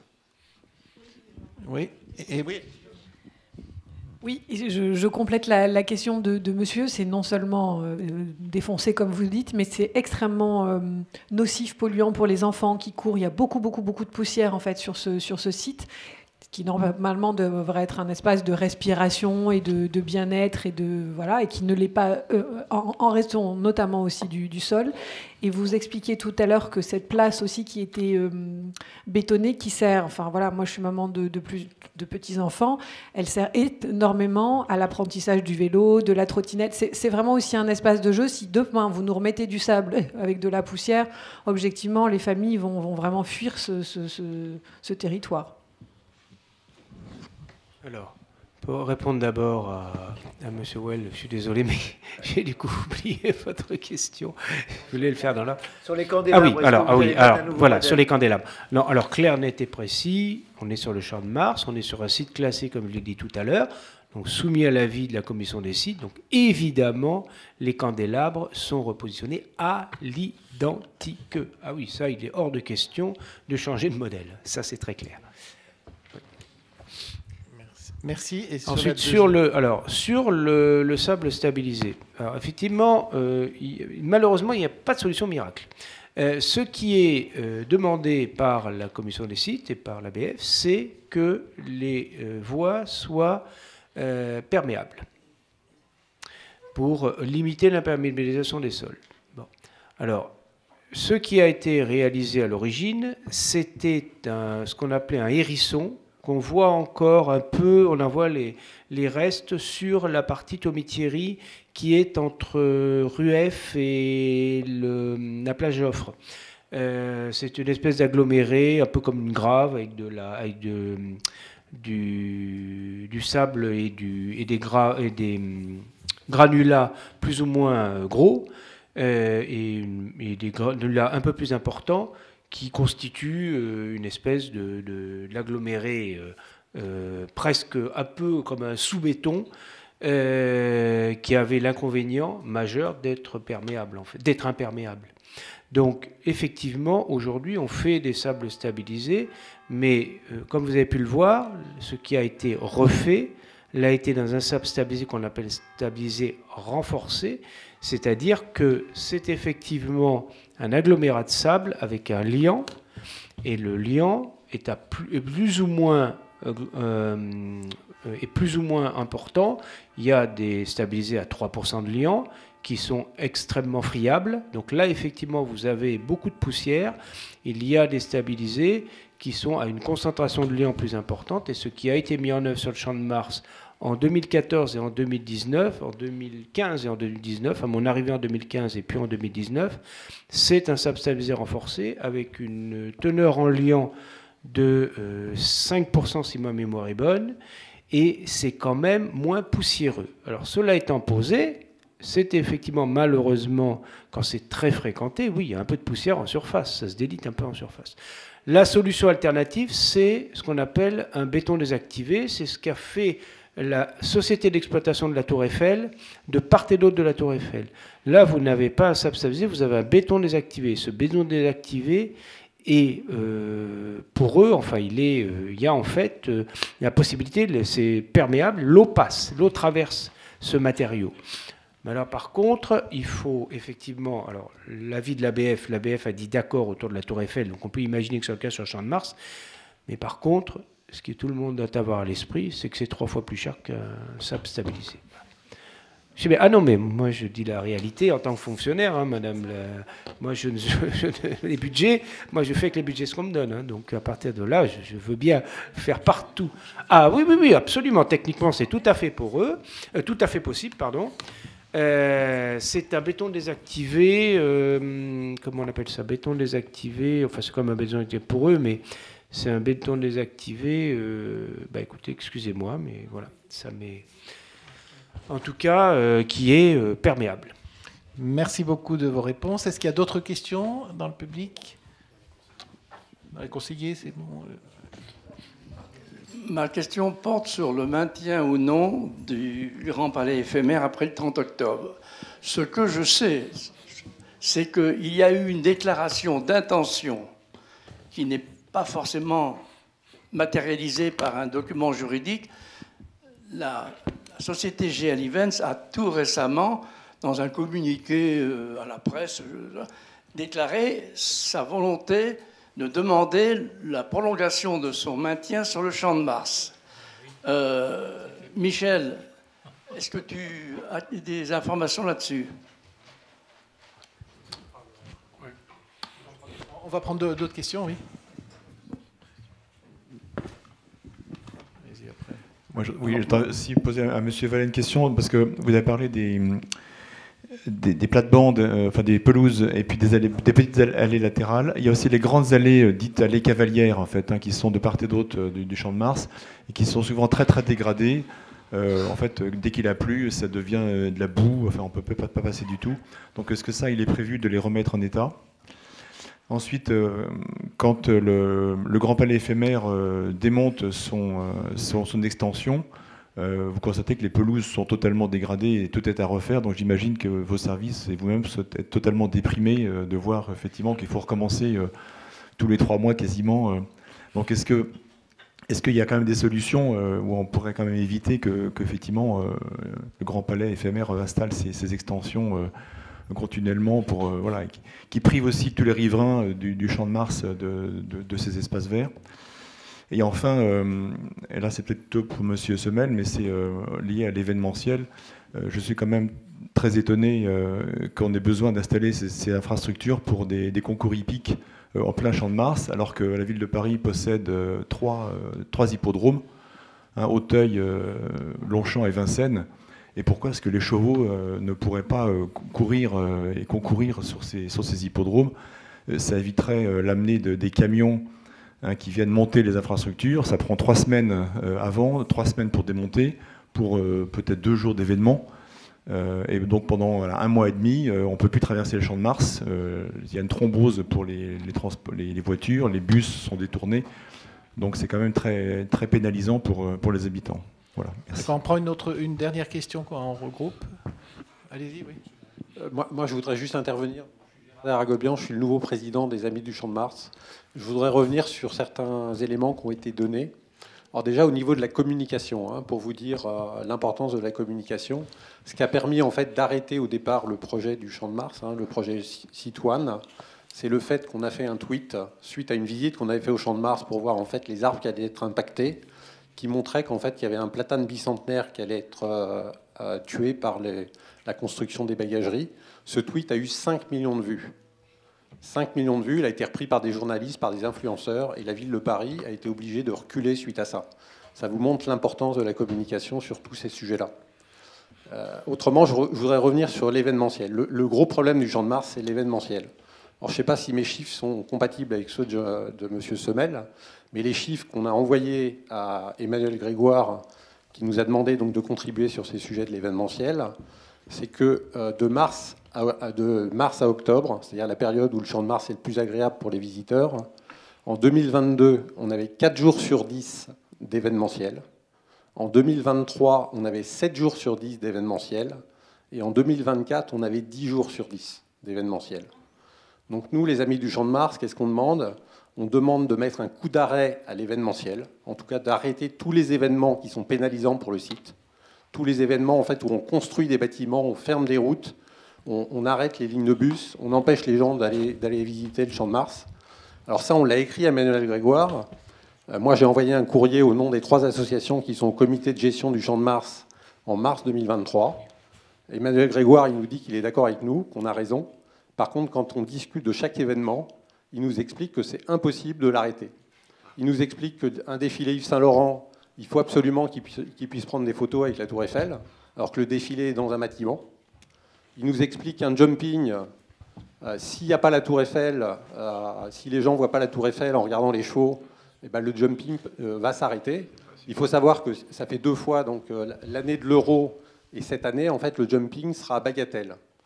Alors c'est vrai qu'on a rencontré, moi j'ai rencontré Virginie Couperay-Eiffel, qui est l'héritière d'Eiffel, qui tient beaucoup à ce que son jumping soit effectivement sur le site du Champ de Mars. Et elle explique effectivement que si elle n'a plus le site du Champ de Mars, elle a des problèmes en fait, de financement au niveau des sponsors. Mais bon, après, il faut aussi prendre les choses comme elles sont. Et cet événement est extrêmement pénalisant, donc il faut trouver un moyen de l'arrêter. Donc nous, on demande effectivement un coup d'arrêt à tout l'événementiel pénalisant sur le site du Champ de Mars. La ville de Paris aujourd'hui ne nous répond pas positivement. Ils sont d'accord avec nous, mais ils nous disent qu'ils ne peuvent pas faire autrement. Donc la situation est un peu bloquée pour l'instant. Alors après, je voudrais revenir sur d'autres sujets. C'est notamment le sujet qui est aussi peut-être lié à l'événementiel, c'est la protection et la mise en valeur du Champ de Mars. Donc la protection du Champ de Mars et la mise en valeur du Champ de Mars, il faut savoir que nous, on a fait une contribution au niveau de l'enquête publique du PLU, dans laquelle on demande effectivement la protection à la fois de la nature et du patrimoine. Donc pour la nature, c'est extrêmement concret, hein. La ville de Paris avait déclassé 1000 m² d'espaces boisés classés pour construire des bâtiments au pied de la Tour Eiffel. On a demandé à ce que ces 1000 m² soient reclassés en espaces boisés classés pour interdire la construction de bâtiments. On a un accord d'Emmanuel Grégoire là-dessus, sauf que ce n'est pas dans les textes aujourd'hui. Et donc, tant que ce n'est pas écrit dans les textes, on n'est pas sûr que ce sera dedans. On a demandé l'extension des zones urbaines vertes, et donc pour effectivement augmenter les espaces de nature. On a demandé à augmenter le nombre d'arbres qui sont classés arbres remarquables au niveau de la ville de Paris. Aujourd'hui, il y en a 5 ou 6. On a demandé de monter ce chiffre à 30. Et dans la nouvelle la réglementation du PLU, aujourd'hui, on a un périmètre. Donc on a demandé à ce qu'il y ait un périmètre autour de ces arbres, qui est de 10 mètres, 12 mètres, 18 mètres, qui soit effectivement protégé pour effectivement éviter que ces arbres puissent être endommagés par les camions qui viennent les bousiller. Il y a 31 arbres qui ont été abattus avant les JO. Et on sait pertinemment qu'il y a un certain nombre d'arbres qui ont été abattus parce qu'ils avaient été endommagés par des camions lors d'interventions pour de l'événementiel. On a demandé aussi la protection du patrimoine, on demande un certain nombre de choses. De manière générale, d'ailleurs, on demande le classement de la Tour Eiffel. La Tour Eiffel, il faut savoir qu'elle est inscrite, mais elle n'est pas classée monument historique, ce qui est une anomalie considérable. La ville est contre, mais nous, on demande le classement de la Tour Eiffel. On demande aussi la protection de tout le site du Champ de Mars par une protection qui s'appelle PSMV, qui ferait perdre effectivement à la ville ses prérogatives sur ce quartier. Mais on pense que c'est le seul moyen d'avoir une protection forte sur le quartier. Alors après ça, pour revenir sur le... Désolé, je suis un petit peu long. Ouais, mais... On a d'autres sujets. Allez-y, ouais. oui. Mais pour revenir sur le projet One. Donc le projet One, il faut savoir que le projet, il y a un certain nombre de permis qui ont été déposés par la ville de Paris et donc qui ont été accordés par la ville de Paris. La ville nous a dit qu'elle ne réaliserait pas ces permis. On a demandé à la ville, effectivement, de signer un protocole pour ça. Il faut savoir qu'aujourd'hui, on a été en justice depuis 2022. On a aujourd'hui 2 recours en Conseil d'État, donc au niveau cassation, à la fois sur le permis du parvis de la Tour Eiffel et sur le permis d'aménager qui couvre toute la partie Pont d'Iéna, les quais côté 15e et puis les fontaines de Varsovie. Et donc, écoutez, ça va suivre son cours. Aujourd'hui, on n'a jamais eu d'information de la ville sur ce qu'allait devenir le projet One. Ce qu'on pense, c'est que probablement ça va être décalé après les municipales de 2026, mais on n'en a aucune certitude et on n'a aucune information en fait sur ce que la ville veut faire au niveau de tout le périmètre, donc rive gauche du Champ de Mars. Bien, merci beaucoup. On va peut-être laisser répondre M. Sevette sur le caractère... Par contre, ma question sur les arbres, et c'est une question à M. Vallès, c'est est-ce que les périmètres qui sont effectivement de protection du PLU, est-ce qu'ils vont effectivement être appliqués et est-ce qu'à votre connaissance, les classements qu'on a demandés vont être acceptés par la ville de Paris? Je sais que la commission d'enquête, normalement, a posé la question à la fois aux mairies d'arrondissement et aux services. Est-ce que vous savez si le classement va être accepté? Et d'autre part, si le périmètre de protection sera effectivement appliqué aux arbres derrière? Allez-y, M. Vallès. Et peut-être sur l'allée Cavalière, puisqu'il y a eu la question sur les 2 questions. Alors, oui, effectivement, on m'a interrogé sur les allées Cavalières. Il faut avoir à l'esprit que moi, je suis un fonctionnaire. Donc, un fonctionnaire, il réalise des opérations de travaux sur la base de budget. Alors, je dispose de budget de fonctionnement chaque année pour faire fonctionner mon service, mais ces budgets de fonctionnement sont des budgets qui restent alloués à un petit entretien courant classique. Dès qu'il y a des opérations plus importantes, ce sont des budgets d'investissement. Et ça, évidemment, vous me posez la question de savoir si seront remises en état les allées Cavalières. Ben, je vous dirai, je suis bien en peine de vous répondre. Ça, ce sont des choix budgétaires qui ne m'appartiennent pas. Voilà.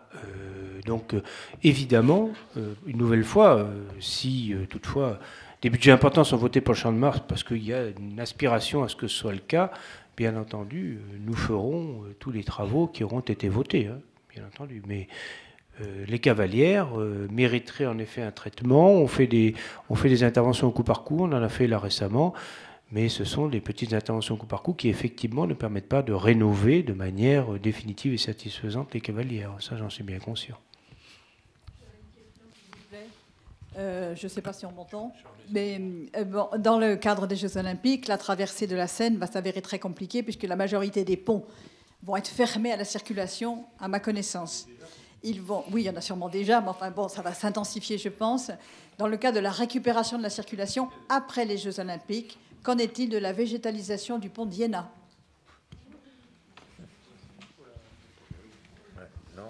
Alors, sur toutes les composantes du projet One, et ce que vous évoquez là en fait partie, la ville de Paris a laissé entendre, enfin a exprimé le souhait évidemment de le réaliser lorsque ce sera possible, en sachant qu'il y a tous les, comment dirais-je, les recours qui ont été évoqués et les décisions de justice, mais il y a aussi les décisions du préfet de police qui a une compétence sur la circulation et le stationnement sur certaines voies du quartier et qui donc peut bloquer et a bloqué pour l'instant la réalisation d'une partie du projet.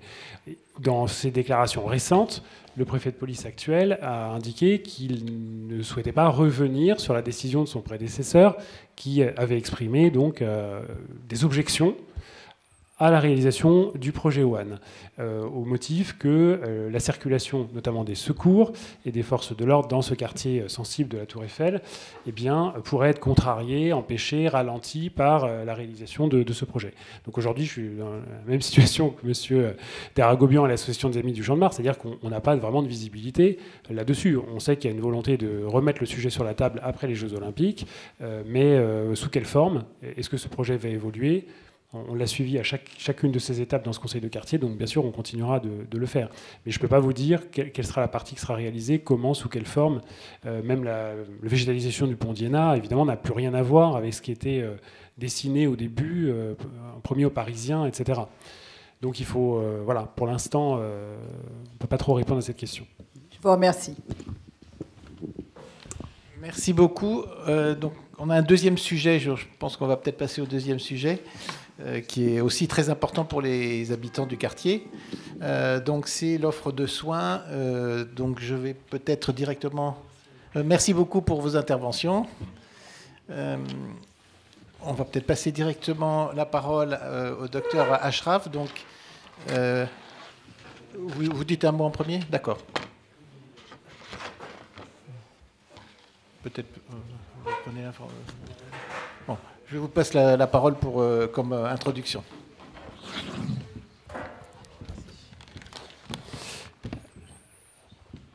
Oui, effectivement. Donc on accueille ce soir le docteur Ashraf qui est vice-président de SOS Médecins Grand Paris. Donc on a souhaité, les conseillers de quartier ont souhaité que le sujet de la santé et de la politique de santé dans le 15e soit évoqué dans ce conseil de quartier. Alors, le docteur Ashraf est ici pour évoquer un centre qui est ouvert il y a quelques mois, que vous connaissez, que vous avez peut-être vous êtes déjà rendu pour des consultations, qui se trouve rue Tiphaine, dans un ancien dispensaire, et qui est une structure un peu différente de ce qu'on peut voir habituellement, parce que c'est un centre de soins non programmé, c'est-à-dire qu'on peut s'y rendre sans rendez-vous, et particulièrement le soir, les week-ends et les jours fériés. Mais je voudrais juste, avant de lui passer la parole, peut-être évoquer de manière un peu plus générale la politique de santé, c'est-à-dire ce qui est fait à l'échelle de l'arrondissement, ce qui fournira une introduction à ce qui va nous être dit. Alors la santé, vous le savez certainement, n'est pas une compétence des mairies d'arrondissement, mais depuis 2015-2016, eh bien, la mairie du 15e s'est engagée dans une politique assez volontariste sur le sujet, et notamment de soutien justement à l'installation de praticiens d'une part, et de nouvelles structures d'autre part, en partenariat avec la région, avec la ville de Paris et avec la région Île-de-France. Le constat que nous faisons et que fait surtout l'Agence régionale de santé, c'est une désertification médicale croissante, pas seulement du 15e, de toute l'Île-de-France, mais de la ville de Paris en particulier, et le 15e n'est pas épargné. Désertification qui concerne l'offre de santé de secteur 1 en particulier, et la raison principale, même s'il y en a plusieurs, c'est bien sûr la démographie médicale d'abord. C'est-à-dire que 10% des professionnels de santé parisiens ont pris leur retraite au cours de l'année qui s'est écoulée. 37% des médecins généralistes ont plus de 65 ans et 41% des médecins spécialistes parisiens ont plus de 65 ans. Donc c'est une tendance qui, évidemment, qui laisse présager ce type d'évolution pour les prochaines années. Alors dans le quartier Duplex-La-Motte-Piquet, évidemment, ce phénomène existe aussi. Vous avez certainement donc en mémoire, au cours des dernières années, un événement marquant qui est la fermeture du centre de soins de la rue Viala, qui accueillait 4000 patients, 50 praticiens, et qui a dû fermer en fait, au terme d'une bataille juridique entre la CAF, qui était propriétaire de ces locaux, et la société qui exploitait ce centre de santé. Alors, au niveau de la mairie du 15e, même si, comme je le disais, ce n'est pas une compétence des arrondissements, bien, tout a été fait pour favoriser un réaménagement, une réinstallation à proximité de ce centre de santé, mais la préfecture de police a fait exécuter les décisions de justice en septembre 2020, et donc en procédant à l'expulsion du centre de santé. Donc notre action face à ces constats, elle est multiple. D'abord, et on va en venir à la présentation du docteur Ashraf, c'est financer la création de maisons de santé pluridisciplinaires. Donc c'est le budget participatif qui nous offre en particulier cette faculté, en soutenant des projets sur ce sujet. Donc 1,5 million d'euros y ont été consacrés au cours des dernières années. Il s'agit en fait de financer l'aménagement de locaux pour y accueillir des professionnels de santé. Donc dans le quartier, le plus récent, c'est l'ouverture d'une maison de santé pluridisciplinaire aux 12 rue de Sey, avec donc 4 généralistes, un cabinet infirmier et un spécialiste qui est un angiologue. Et donc c'était en 2021. 3 autres maisons de santé de ce type ont ouvert dans l'arrondissement récemment. Donc c'est pas dans le quartier, mais je le signale quand même. 12 rue André Teuriet, donc dans le secteur Brancion en 2018. 223 rue Le Courbe, donc c'est à l'angle quasiment avec la rue de la Convention, avec 6 généralistes, c'était en 2019. Plus récemment, 25 rue Thibaut-Méry, dans le quartier Georges Brassens, avec 5 généralistes et un infirmier. Donc c'est un premier axe de cette action. Alors, les maisons de santé pluridisciplinaires accueillent des professionnels de santé qui travaillent en libéral. Donc c'est la différence avec les centres de santé que nous essayons aussi de soutenir et qui eux, accueillent des professionnels de santé qui sont salariés. Donc le plus important parmi les ouvertures récentes, c'est le centre SOMED qui se trouve dans la gare Montparnasse et qui a été ouvert à l'initiative de la mairie du 15e en partenariat avec la SNCF en décembre 2020. Donc c'est un centre qui s'adresse évidemment aux riverains, aux habitants du quartier Montparnasse, mais aussi aux travailleurs pendulaires donc, qui se retrouvent dans la gare tous les jours pour aller travailler. Et donc ce centre est important, il offre des consultations de médecine générale, des différentes spécialités médicales, pédiatrie, gynécologie, ophtalmologie, ainsi qu'une activité de radiologie, entre autres.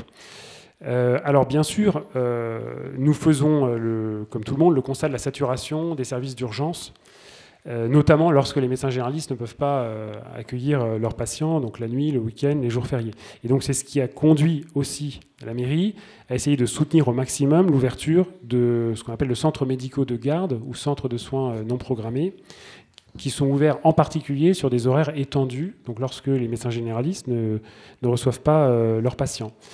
2 centres ont ouvert, il y en a très peu à Paris, mais les 2 premiers ont ouvert dans le 15e, à l'hôpital Necker, donc c'était en mai 2023, centre qui est géré par Urgence Med, donc c'est un réseau de centres de soins non programmés. Et puis le centre de Tiphaine, dont on va parler un peu plus ce soir, qui a été accueilli dans des locaux municipaux, donc un ancien dispensaire aux 12 rue Tiphaine, donc je n'en parle pas plus puisque le docteur nous sera bien plus précis que moi. Parmi les prochaines réalisations donc des prochains mois, un centre de cardiologie dont nous avons également soutenu l'installation au 11 rue Yvard, donc dans le quartier Convention, et sur le front de Seine, un centre de santé universitaire donc réservé aux étudiants au 47 rue des Bergers, dans l'antenne de la Sorbonne, qui est en fait l'école des arts de la Sorbonne, donc au 47 rue des Bergers. Alors évidemment, cette action est constante, elle est quotidienne en matière de santé, elle s'est développée beaucoup avec la crise sanitaire. Je ne vais pas revenir dessus, mais cette crise a joué un peu le rôle de catalyseur de l'action de la mairie du 15e dans ce domaine. Donc la mairie, vous le savez, s'était particulièrement mobilisée pour distribuer d'abord des masques et des équipements de protection, pour dépister. Donc le centre de dépistage qui a ouvert dans la mairie pendant plusieurs mois a permis le dépistage de 111 000 personnes. Le centre de vaccination qui a été également actif pendant 14 mois a permis la vaccination de 250 000 patients, donc vaccinés par 700 professionnels de santé. Donc c'était évidemment quelque chose de très innovant pour un arrondissement dont ce n'est pas la compétence. Mais on essaie évidemment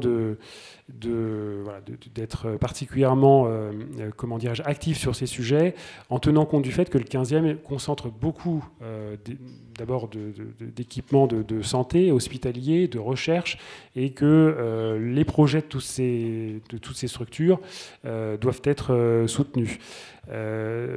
C'était le cas évidemment avec l'ouverture il y a quelques années du nouveau Necker avec le pôle mère-enfant, l'Institut des maladies génétiques de la Fondation Imagine, donc boulevard du Montparnasse, l'Institut Pasteur, la Villa M sur le boulevard Pasteur, donc qui, vous le savez peut-être, est un centre de formation médicale, un centre de conférence et aussi un incubateur de start-up dans le domaine médical, l'hôpital Cognac-Jay, qui est rue Eugène Million, qui est un autre établissement important, l'hôpital Vaugirard, hôpital gériatrique, la maternité Sainte-Félicité, donc dans ces nouveaux bâtiments, la maison médicale Jeanne Garnier. Enfin, tous ces établissements sont évidemment très importants et font que évidemment la santé est une dimension très importante de notre arrondissement et donc de l'action municipale depuis plusieurs années, mais je ne vais pas monopoliser davantage la parole et je vais passer la parole au docteur Ashraf, que je remercie d'être venu donc, pour parler plus spécialement de cette ouverture toute récente et donc assez innovante au 12 rue Tiphaine. Je vous remercie. Bonjour à toutes et à tous. Docteur Irfan Ashraf, vice-président d'SOS Médecins Grand Paris. Est-ce que vous avez la présentation? Okay. Donc, je vous ai prévu une petite présentation en deux temps. Première partie, peut-être vous reparler des SOS Médecins. Qui sommes-nous? Je pense que vous connaissez SOS Médecins en général, mais peut-être vous redire quelques mots sur notre structure qui existe depuis 1966. Et après, préciser un peu l'activité, le partenariat avec la mairie de Paris et cette activité dans le centre de vaccination en journée de Tiphaine, où nous prenons le relais en soirée pour une activité de soins non programmés et les week-ends et les jours fériés. Je vais détailler un peu plus l'activité et l'accès à ce centre. Donc SOS Médecins, je pense que tout le monde connaît. Vous avez cité d'autres structures comme SOMED ou Urgence Med qui sont beaucoup, beaucoup plus jeunes. Nous avons été créés en 1966, donc 58 ans, date d'anniversaire au mois de juin. Donc nous fêtons nos 58 ans et nous avons fêté en même temps, la semaine dernière, les 50 ans de l'association bordelaise, qui a été la deuxième structure créée après Paris il y a 50 ans. Aujourd'hui, nous regroupons 64 associations sur le territoire national. Il y a un maillage territorial qui est assez important. On voit quand même qu'il y a des zones, malheureusement, où nous ne sommes pas présents. Nous couvrons à peu près 60% du territoire avec premier réseau de permanence de soins sur le territoire national. Nous regroupons à peu près 1300 médecins. Je dis à peu près parce qu'on a les médecins remplaçants, les collaborateurs, on est plutôt autour des 1600, 1700 au total. Et donc les 1300 médecins répondent à un cahier des charges commun. Donc on a vraiment une charte d'exercice qui fait la qualité de nos prises en charge. Et donc je vais détailler un petit peu plus par la suite. Nous sommes médecins libéraux conventionnés secteur 1. Donc, nous avons une convention avec l'assurance maladie. Notre activité en consultation et en télémédecine aussi, il n'y a aucun dépassement d'honoraires. Sur la période d'activité de permanence de soins, il n'y a pas de dépassement d'honoraires non plus. Et même quand les tarifs sont un tout petit peu plus élevés, parce que c'est de la permanence de soins, mais il n'y a pas de dépassement d'honoraires. Donc c'est important de le dire. Notre structure parisienne, qui est la maison mère de SOS Médecins, qui a été créée en 1966, regroupe 200 médecins généralistes aujourd'hui. Nous intervenons sur 4 départements. Paris et Petite Couronne, Paris 92, 93, 94. Cette intervention dans les 4 départements devient de plus en plus difficile. On a parlé de difficultés d'accès aux soins, de désert médical. Du coup, nous-mêmes, avec nos 200 médecins, on a du mal à intervenir à domicile. Le cœur de métier, la spécificité de SOS Médecins, c'est la prise en charge à domicile. Et on a de plus en plus de difficultés à intervenir dans les autres départements, mais aussi maintenant sur Paris, du fait de la complexité. Il y a plusieurs facteurs qui jouent, dont la circulation, la pénibilité de cette activité par rapport à l'activité de consultation ou de téléconsultation. Notre activité, elle est vraiment articulée autour d'un centre d'appel. C'est encore une fois le noyau des SOS Médecins, notre cœur de métier, c'est d'apporter une réponse 24 heures sur 24, 7 jours sur 7. Donc on a un centre d'appel qui prend les appels 24 heures sur 24, 7 jours sur 7. On essaie de faire en sorte que le patient, s'il a besoin d'échanger avec un humain, il peut téléphoner, il peut échanger avec un assistant de régulation médicale dans notre structure. Et après, je vais vous expliquer le mode de fonctionnement, il peut même échanger avec un médecin régulateur qui permet d'orienter la prise en charge, qui permet de définir si la situation est urgente, non urgente, comment on va apporter la réponse la plus appropriée pour éviter une perte de chance pour nos patients. Donc, centre d'appel avec un régulateur médical 24/7. Malheureusement, cette réponse qu'on souhaiterait apporter en visite à domicile, nous n'y arrivons pas avec nos 200 médecins. Donc, petit à petit, nous avons développé une réponse supplémentaire en consultation. Nous avons développé des centres de consultation et le 5e est celui de la rue de Tiphaine en partenariat avec la mairie de Paris. Le 4e est également un centre en partenariat avec la mairie de Paris dans le 3e, rue Volta. Et suite à la situation dans le Covid, on a développé aussi une réponse en télémédecine. Télémédecine où on essaie d'apporter vraiment une réflexion, une réponse en télémédecine basée sur la régulation médicale et on essaie de se distinguer quelque part de la téléconsultation que vous aurez peut-être sollicité via des plateformes un peu plus généralistes qui sont connues.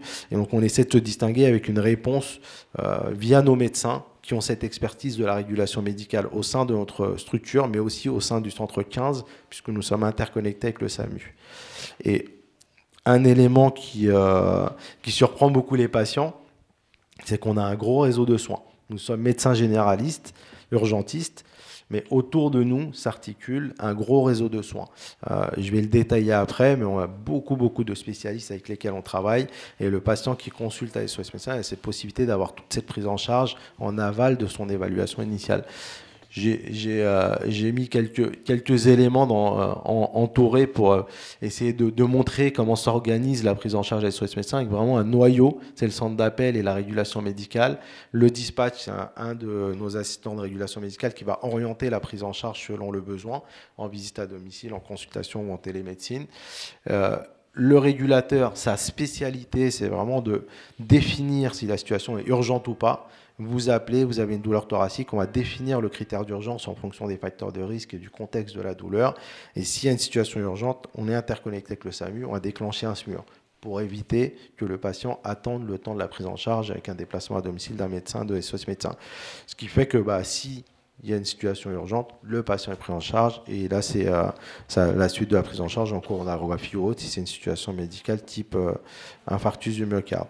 Si la situation n'est pas urgente, du coup le régulateur il prend la décision et là on prend l'appel, on définit si on envoie un médecin à domicile, si on propose une consultation sur un des centres ou une réponse en télémédecine qui peut aussi avoir des avantages, surtout sur les territoires un peu extérieurs, non couverts, où on a plus de mal à intervenir et où les patients qui ne peuvent pas se déplacer dans nos centres. On a donc les 5 centres de consultation, la télémédecine et à côté, on a tout un dispositif. Notre cœur de métier, comme je le disais, c'est vraiment la visite à domicile. Donc on a développé toute une réponse de soins à domicile associée à notre prise en charge de médecins généralistes urgentistes. C'est-à-dire qu'on peut apporter une réponse avec des infirmiers, une prise de sang 24 heures sur 24, 7 jours sur 7, avec un résultat qui est renvoyé directement au régulateur de SOS Médecins qui rappelle les patients. Une imagerie à domicile. On a des équipes avec qui on travaille qui vont faire de la radio conventionnelle à domicile, qui vont faire de l'échographie à domicile, qui vont faire du Doppler à domicile.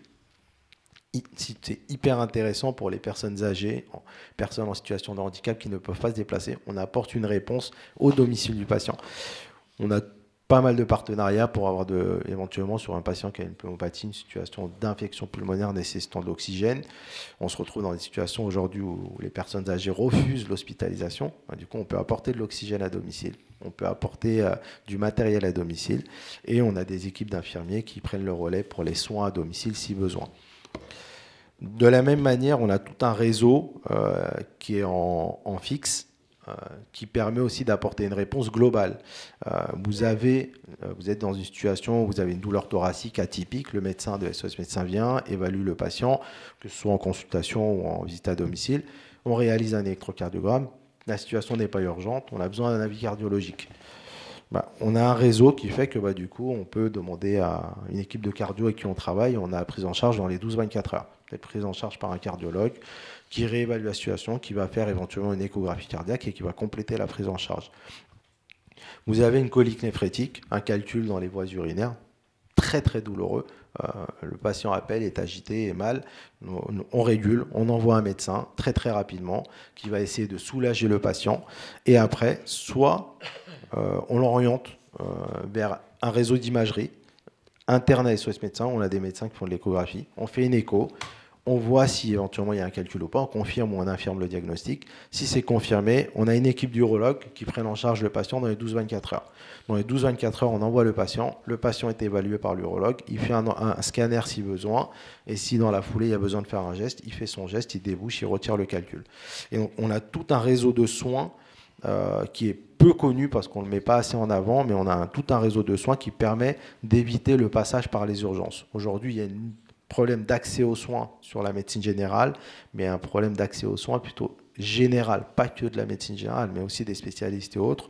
Et l'idée de nos partenariats, c'est que les structures ou les spécialistes nous font confiance, donc ils veulent travailler avec nous, et ce qui fait que du coup, nos patients, on peut leur apporter cette réponse globale. On les accompagne dans l'épisode de soins aigus de A à Z. Ils ont une biologie, on les réévalue, on apporte la réponse ou l'interprétation par rapport à la biologie. Ils ont un problème médical spécifique ou chirurgical, on peut orienter sur nos filières pour éviter le passage par les urgences et apporter une réponse assez globale. L'idée, c'est d'apporter une réponse sur l'épisode de soins aigus en partenariat avec les médecins généralistes traitants qui vont faire l'accompagnement des pathologies chroniques, la prévention. Et donc, notre complémentarité fait que du coup, on apporte une réponse plus qualitative pour les patients.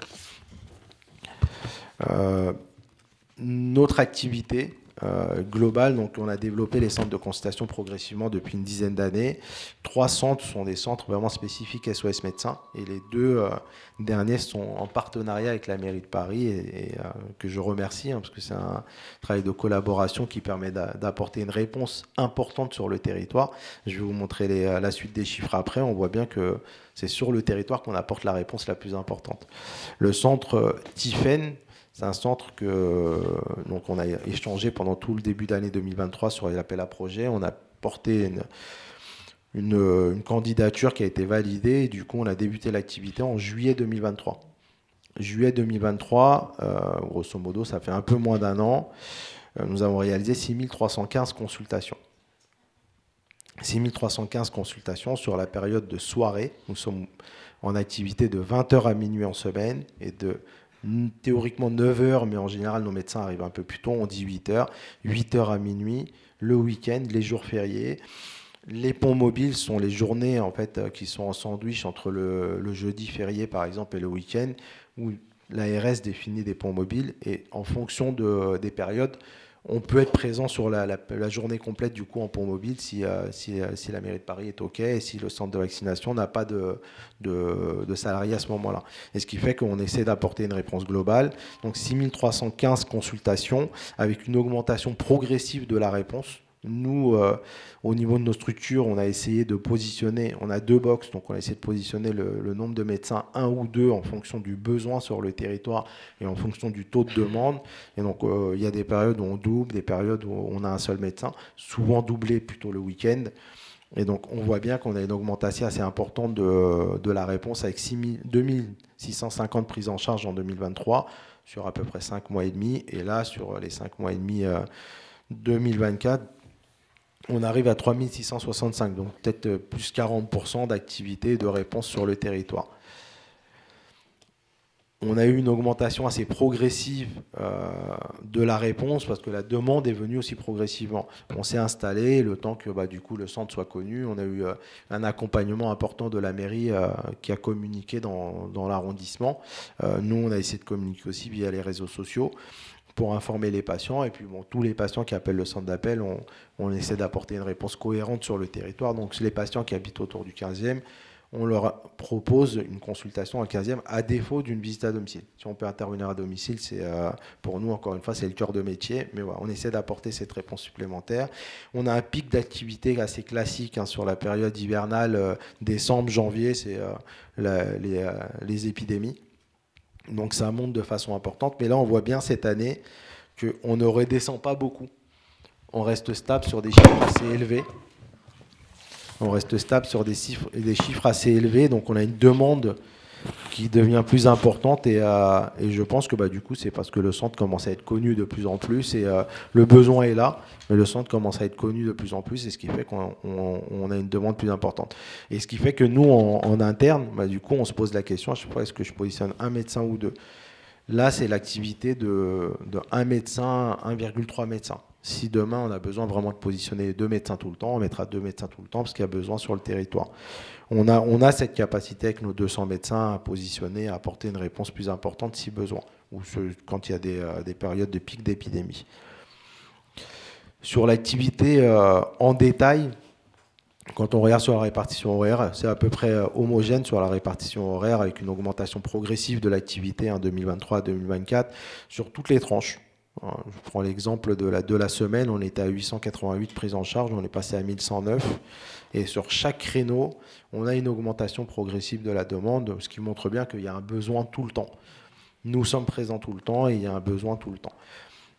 Ces chiffres, ils peuvent être un peu sous-évalués parce qu'on a aussi des patients qui viennent spontanément et dans les périodes de pic d'épidémie où il y a vraiment une densité de demande, les médecins ne les inscrivent pas spontanément sur la base de données SOS médecins. Ce qui fait que des fois, on a un centre sur lequel on peut avoir 5-10% de patients qui viennent spontanément qui ne sont pas forcément inscrits. Là, on n'a pas évalué, mais je pense qu'on a peut-être 5% de patients qu'on voit en plus, mais qui ne sont pas complètement inscrits sur la base de données. La répartition par rapport à la provenance des patients. L'idée du partenariat, je pense pour la mairie de Paris, c'est d'apporter une réponse sur le territoire.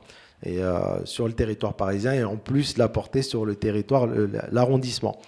Et la bonne nouvelle, c'est que sur le centre de Tiphaine, on apporte une réponse pour 77% aux Parisiens.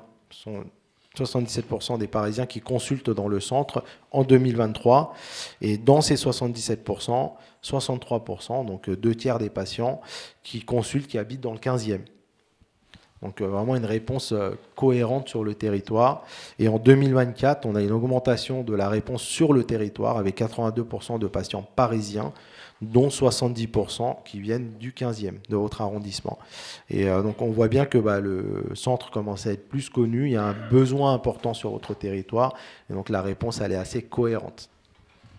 Donc le partenariat marche très très bien. Je pense qu'il y aura peut-être des questions. J'ai anticipé en mettant les informations concernant les demandes de prise en charge. Et après, je pourrais répondre à toutes les questions. Voilà, on a différents accès à SOS Médecins. L'accès principal, c'est le numéro de téléphone. Vous appelez, vous avez une réponse téléphonique 24/7. Pour celles et ceux qui sont à l'aise, ils peuvent éventuellement aller sur le site sosmédecins.fr. Attention, il y a des sites frauduleux. Des gens qui référencent le nom SOS Médecins et en fait c'est pas du tout SOS Médecins, il faut faire attention. Donc sosmédecins.fr, site officiel, et donc vous pouvez créer un compte et ce qui vous permet de faire vos demandes plus facilement. Et on a une application iOS et Android. C'était la première page de l'application, c'était la cartographie que je vous ai montré avec toutes les structures sur le territoire national. Donc voilà, accès direct, point d'interrogation, je pense que c'est une question qui avait été posée par les responsables de la mairie, dans le partenariat on l'avait noté, et c'est peut-être une question qui va venir.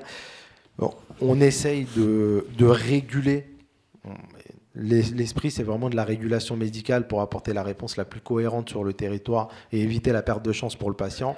Donc on essaie de réguler les appels. Donc si vous nous appelez ou passez par l'application ou le site internet, on a l'information, et même si c'est par le site internet, il y a une contre-validation dans notre structure. Donc soit on rappelle les patients, soit on contre-valide ou on vérifie les informations. Et l'idée, c'est d'apporter une réponse cohérente et éviter aux patients de se déplacer à un moment où il peut y avoir un moment de rush où le médecin malheureusement ne peut pas prendre en charge le patient tout de suite, donc il y aura un délai d'attente plus important. Ou même ce qui est arrivé dans le passé, on a des médecins qui travaillent beaucoup, qui font des fois 18 heures de garde dans une journée, et donc arrivé à 22h, 23h, il n'y a pas de demande.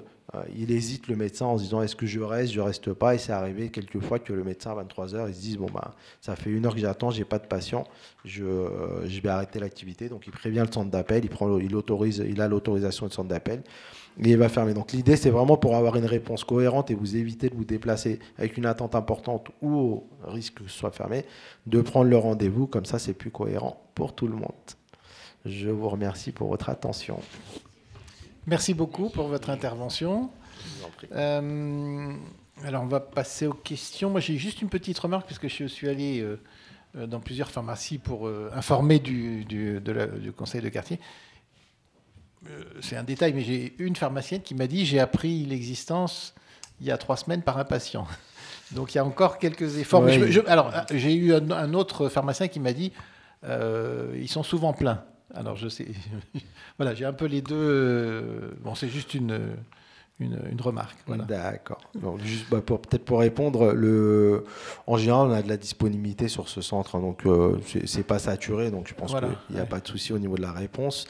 Et concernant la communication, oui, je pense qu'il faut qu'on l'améliore encore, et c'est un travail de fond, et on essaye de communiquer via les réseaux sociaux. Ce que je n'ai pas fait, j'ai hésité, c'était éventuellement d'envoyer un courrier avec des flyers à toutes les pharmacies, mais il y a toujours ce risque qu'on dise que c'est de la publicité, pas de la communication. Donc, il faut faire attention aussi. Et donc, ce qui fait que toujours à la limite, et on fait au maximum, mais en faisant attention. Je crois que le mot commence à passer beaucoup, en particulier dans les écoles, enfin, ou chez les parents d'élèves, parce que pour les urgences pédiatriques notamment, parce que ça m'est déjà remonté. Voilà. Merci beaucoup. On va passer aux questions. Est-ce que quelqu'un a des questions sur ce sujet ?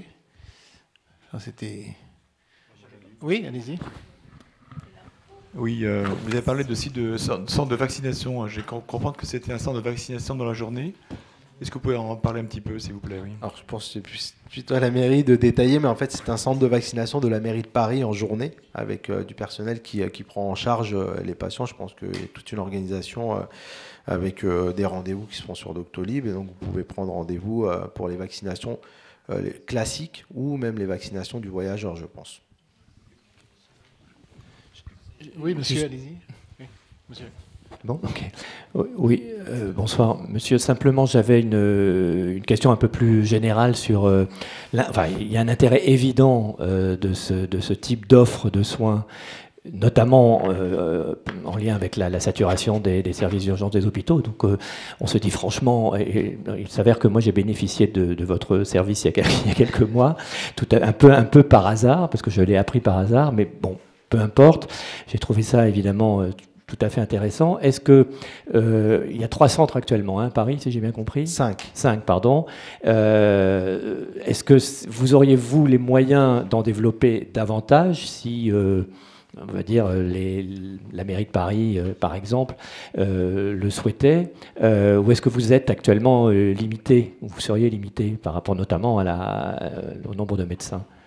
Alors, concernant la stratégie de développement, comme je disais au début, notre association, en fait, elle est répartie sur Paris et Petite Couronne, 4 départements. Nos 5 centres de consultation sont implantés sur Paris. Donc, l'idée actuelle, c'est de développer sur les 3 départements limitrophes, donc essayer d'implanter un centre dans le 92. On a potentiellement un partenariat en cours avec la mairie de Meudon Donc, je vous fais du teasing, je vous le dis à l'avance. Peut-être à Meudon.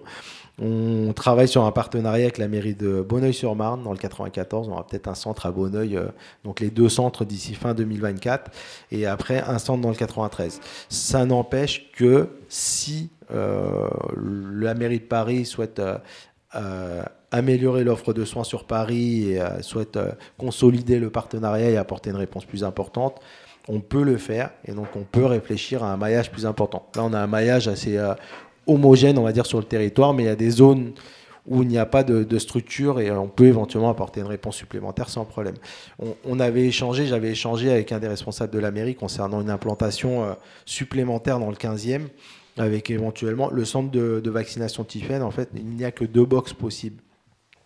Dans nos autres centres de consultation, on a une capacité de 3, voire 5. Et donc, on s'était posé la question, dans la mesure où là, on fait que la soirée, on ne fait pas la journée, et qu'il n'y a que 2 box, est-ce qu'il n'est pas possible d'avoir un local un peu plus grand? Et donc, on avait échangé. La proposition, c'était éventuellement d'en mettre 2 dans le 15e, avec un second, mais c'est plus complexe pour nous de positionner des médecins sur 2 cabinets pas trop loin l'un de l'autre, et ça va être un peu plus complexe. Mais en revanche, si on avait un centre plus grand, ou si éventuellement on en implante un supplémentaire dans une zone où nous ne sommes pas implantés, on pourra apporter une réponse supplémentaire sans difficulté. Merci beaucoup, monsieur. Vous avez... Oui, donc j'avais juste une question très pratique. Dans l'exposé, ce que j'ai compris, c'est que vous nous encouragiez à passer plutôt par le téléphone ou le site internet pour prendre une consultation, mais j'ai compris que rue Tiphaine, on pouvait y aller quand même sans rendez-vous. Et ma question était, du coup, j'avais bien compris l'aspect dispatching et le suivi des soins qui pouvaient aller jusqu'aux spécialistes, voire aux examens, en passant par téléphone. Et je me demandais si, en y allant directement sans rendez-vous rue Tiphaine, le médecin généraliste avait la possibilité aussi de nous réorienter aussi vers un spécialiste du réseau, voire vers des examens très rapidement, en fait. Alors oui, la prise en charge du patient est la même, hein, s'il passe par le centre d'appel, s'il prend un rendez-vous sur le site ou s'il vient directement. Au niveau de la prise en charge, c'est identique. Le médecin l'évalue de la même manière, va l'orienter vers le réseau si besoin de la même manière. Et le médecin, en général, inscrit les patients sur la base de données. Et du coup, on a une fiche médicale, un dossier médical qui est créé spontanément. C'est juste que dans les périodes de rush, tous les médecins n'ont pas forcément le temps de le faire. Mais donc, vous avez un dossier médical dans la base de données SOS Médecins, et le médecin, s'il pense que vous avez besoin d'un avis urologique, il va vous le proposer tout de suite sans problème. Ça, c'est vraiment le réseau de soins, il est accessible de la même manière. Quelle est la différence entre un patient qui vient spontanément et un patient qui va appeler le centre d'appel et qui va prendre rendez-vous sur le site internet? Sur le site internet et sur l'application, on a une stratégie, on a limité les motifs de demande à des motifs compatibles avec de la consultation où le patient va se déplacer ou de la télémédecine. Dans le centre d'appel, vous pouvez appeler pour n'importe quel motif, et donc c'est l'agent de régulation médicale, l'assistant de régulation médicale, qui prend l'appel, qui va définir le caractère urgent, non urgent et le délai de réponse. Donc si vous appelez, vous avez une réponse qui va être cohérente par rapport à votre situation. Si vous passez par le site internet, du coup, en fait, on a filtré un peu, donc on limite les risques. Si vous venez spontanément, on n'a pas connaissance de votre pathologie. Donc là où votre déplacement peut être très pertinent, il peut être aussi risqué si par exemple vous avez une douleur thoracique atypique avec un facteur de risque, vous vous déplacez, nous finalement on aurait peut-être eu une stratégie différente, on aurait déclenché un médecin pour venir à domicile, on aurait peut-être fait autrement avec un réseau cardiologique direct. Donc l'idée c'est vraiment d'apporter la réponse la plus cohérente possible, et c'est pour ça que on oriente un peu vers cette réflexion de la prise de rendez-vous plutôt que de venir spontanément. Mais encore une fois, on apporte la réponse sur le centre sans problème. Okay, merci. Merci. Est-ce qu'il y a d'autres questions? Oui. J'aurais voulu faire une intervention éventuellement pour le comité de défense Beaugrenelle. Je suis là. Oui, pardon. Donc merci monsieur pour cette présentation. Effectivement, c'est très intéressant et on voit que l'offre que vous proposez, l'offre de soins que vous proposez par cette structure, répond à un besoin d'une offre de soins en alternatif en fait aux urgences le soir, le week-end, lorsque les cabinets de médecine en ville traditionnels sont fermés. Donc ça répond à un certain besoin, mais là où je voudrais en venir, c'est comme l'a rappelé M. Semel, le diagnostic qui est fait de manière plus générale sur le besoin de santé dans toute l'Île-de-France, mais dans Paris et particulièrement dans le 15e, on a un déficit d'offres de soins qui est identifié et que tout le monde reconnaît. Une offre de soins, y compris en journée. Donc une offre de médecine généraliste et de médecine de spécialité pour la journée. Monsieur Semel, vous avez rappelé le dossier effectivement de la fermeture du centre de santé Viala. Ça a été un dossier long, difficile, dans lequel le comité de défense de Beaugrenelle s'est beaucoup investi, a beaucoup œuvré pour tenter de sauver cette structure. Bon, ça n'a pas fonctionné, mais je voulais aussi compléter votre intervention à rappeler que sur le quartier, sur le front de Seine, il y a eu dans le même temps la fermeture de 2 autres structures de santé. Donc un centre de santé qui était implanté dans le centre commercial, l'ancien centre commercial du front de Seine, et une offre de santé dans l'EHPAD Payen, qui est face à la caserne des pompiers du 15e, là, dans la rue Violet, qui était une offre de consultation de jour et qui a fermé suite à la rénovation de cet EHPAD Payen. Donc en fait, la perte de structure pour offrir une offre de soins, c'est bien au-delà encore de ce qu'il y a eu suite à la fermeture du centre de Viala. Donc tout ça conduit à une situation absolument dramatique, on peut dire, enfin un manque cruel d'offres de soins. Fort de ça, aujourd'hui, il y a la révision du plan local d'urbanisme. Dans ce plan local d'urbanisme, il y a un certain nombre de parcelles qui sont estampillées avec des réserves pour l'ouverture de structures de santé. Notamment sur le front de Seine, il y a 3 parcelles qui ont été identifiées. Une parcelle qui est le lieu de l'actuelle fondation Darty, c'est à l'angle des rues Émeriot et rue Finlay. Une parcelle qui est sur un bâti un peu ancien des petites maisons, donc qui se trouve à l'angle des rues Ginoux et de la rue Saint-Charles. Et une 3e parcelle qui est un grand bâtiment avec une double entrée, une entrée sur la rue Finlay et une autre entrée sur la rue Sextus-Michel. Ma question, elle serait, savez-vous comment pourrait être utilisé, quel serait le moyen de mettre à profit en fait ces parcelles pour créer en fait des centres de santé, et je parle bien de centres de santé et pas de maisons de santé, puisque le besoin est d'avoir des centres suffisamment conséquents avec une offre de santé pluridisciplinaire, conventionnée, de secteur 1, et avoir un regroupement de professionnels suffisamment nombreux pour offrir aux patients un parcours de soins complet, autant du généraliste que du paramédical, que du spécialiste. Comment cela peut-il s'articuler dans le cadre de cette révision du PLU ? Non, je vais peut-être répondre sur la question de l'activité de jour. C'est l'appel à projet en fait, qui a été défini comme tel, avec une réponse en soirée, week-end, réponse en permanence de soins. Nos 3 centres de consultation spécifiques SOS Médecins, 17e, 19e, 13e, sont ouverts de 8h à minuit, 7 jours sur 7. Donc on essaie d'apporter une réponse en journée. C'est le partenariat qui fait que nous n'avons pas de réponse en journée. Nous sommes même quelque part frustrés de ne pas apporter cette réponse en journée, parce que c'est ce qui fait... cette réponse en journée qui fait que les patients connaissent mieux les centres. Nos 3 centres de consultation, 13e, 17e, 19e, on accueille 5 fois plus de patients par année. On met plus de médecins et puis parce que les patients viennent en journée. Et ils ont cette réponse du matin au soir. Concernant donc le partenariat pour Tiphaine, c'est la réponse au cahier des charges. Mais si demain il y a une proposition d'extension d'horaire, on sera disposé à répondre sans difficulté. Pour la proposition d'un éventuel centre de santé sur une autre partie du territoire, mais de la même manière, si vous voulez qu'on s'associe au projet, ça serait avec plaisir. Écoutez, merci beaucoup, docteur. Alors pour répondre à l'intervention de madame, évidemment, en fait, comme je disais, la santé n'est pas une compétence de l'arrondissement. Il ne s'agit pas évidemment de se défausser, mais on ne peut pas remplacer l'ARS ou voilà, ceux dont la compétence c'est d'administrer et de répondre aux besoins de santé. Donc la politique de l'arrondissement, c'est vraiment de saisir toutes les opportunités pour essayer de répondre à cet enjeu de la désertification médicale qui touche donc une grande partie de l'Île-de-France et les 3/4 du 15e. Désert médical, c'est une notion assez précise qui correspond à un nombre de praticiens par rapport à une population et donc au nombre de consultations qui peuvent être assurées pour une personne en une année. Donc j'ai évoqué tout à l'heure toutes les démarches qui sont entreprises.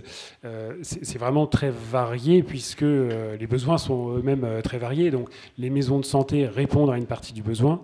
Nous avions eu il y a quelques temps, il y a 2 ans, dans ce conseil de quartier, l'intervention d'un de vos confrères qui était venu présenter donc, la maison de santé de la rue de Sey.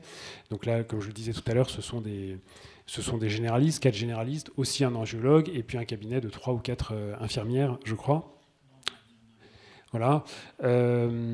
Mais voilà, toutes les autres opportunités sont à saisir. La révision du PLU, évidemment, la mairie du 15e a des réserves sur cette révision et sur bien des aspects, mais en ce qui concerne le fait de prévoir sur des parcelles l'installation d'équipements de santé, bien sûr, nous y sommes favorables et nous le soutenons.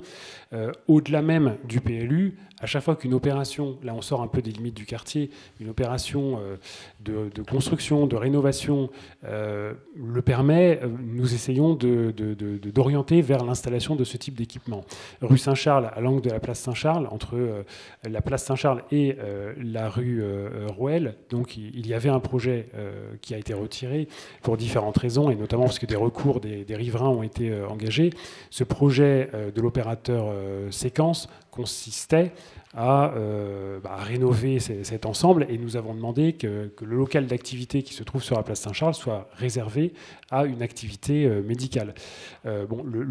L'opérateur a préféré retirer son projet, il va en représenter un autre. Je pense que nous maintiendrons cette demande dans la mesure du possible. Donc voilà un petit peu les différentes orientations qui sont celles de la mairie du 15e, sur une compétence qui n'est pas la nôtre, mais avec des possibilités d'intervention qui sont réelles, en sachant que la difficulté, évidemment, c'est moins de trouver des locaux ou des financements, ça on y arrive, mais surtout de trouver des praticiens, et ça c'est sans doute la plus grande des difficultés, vu la démographie médicale que je signalais tout à l'heure, donc entre 30 et 40% des médecins parisiens ont plus de 65 ans. Bien, merci beaucoup. Écoutez, je crois qu'on arrive au terme de cette réunion. Mais, je vous repasse la parole pour 2 petites informations complémentaires. 2 choses très très différentes. Vous signalez que le quartier Emerio-Zola, donc c'est le Beaugrenelle, en fait, organise sa fête de quartier annuelle sur l'île aux Cygnes samedi, donc de 15h à 18h. Donc voilà, avec beaucoup d'activités d'animation, notamment pour les enfants, mais pas seulement. Voilà, on aura la présence des jardiniers, notamment, qui proposeront des activités, de la brigade des sapeurs-pompiers, de la place Violet, enfin beaucoup de choses très différentes. Donc n'hésitez pas à y venir. Donc de 15h à 18h, il y a des flyers d'ailleurs à l'entrée de cette salle. Et puis vous donner une précision très... puisqu'on est vraiment sur ce chantier ces jours-ci, sur les travaux qui concernent la réfection de l'avenue Lamotte-Piquet. Donc qui sont maintenant bien engagés. Ça a commencé par les trottoirs, mais vous avez vu ces jours-ci que c'est la chaussée donc, qui a été rabotée, et donc nous aurons le 17 juin et le 20 juin la remise en place du revêtement, ce qui signifie que pour limiter les nuisances et les problèmes de circulation, c'est la nuit que l'avenue sera fermée à la circulation, donc 17 juin de 21h à 6h et 20 juin de 21h à 6h pour la remise en place en fait, du tapis, c'est-à-dire du revêtement de cette avenue Lamotte-Piquet qui en avait bien besoin. Voilà. Merci beaucoup. Merci. Au revoir.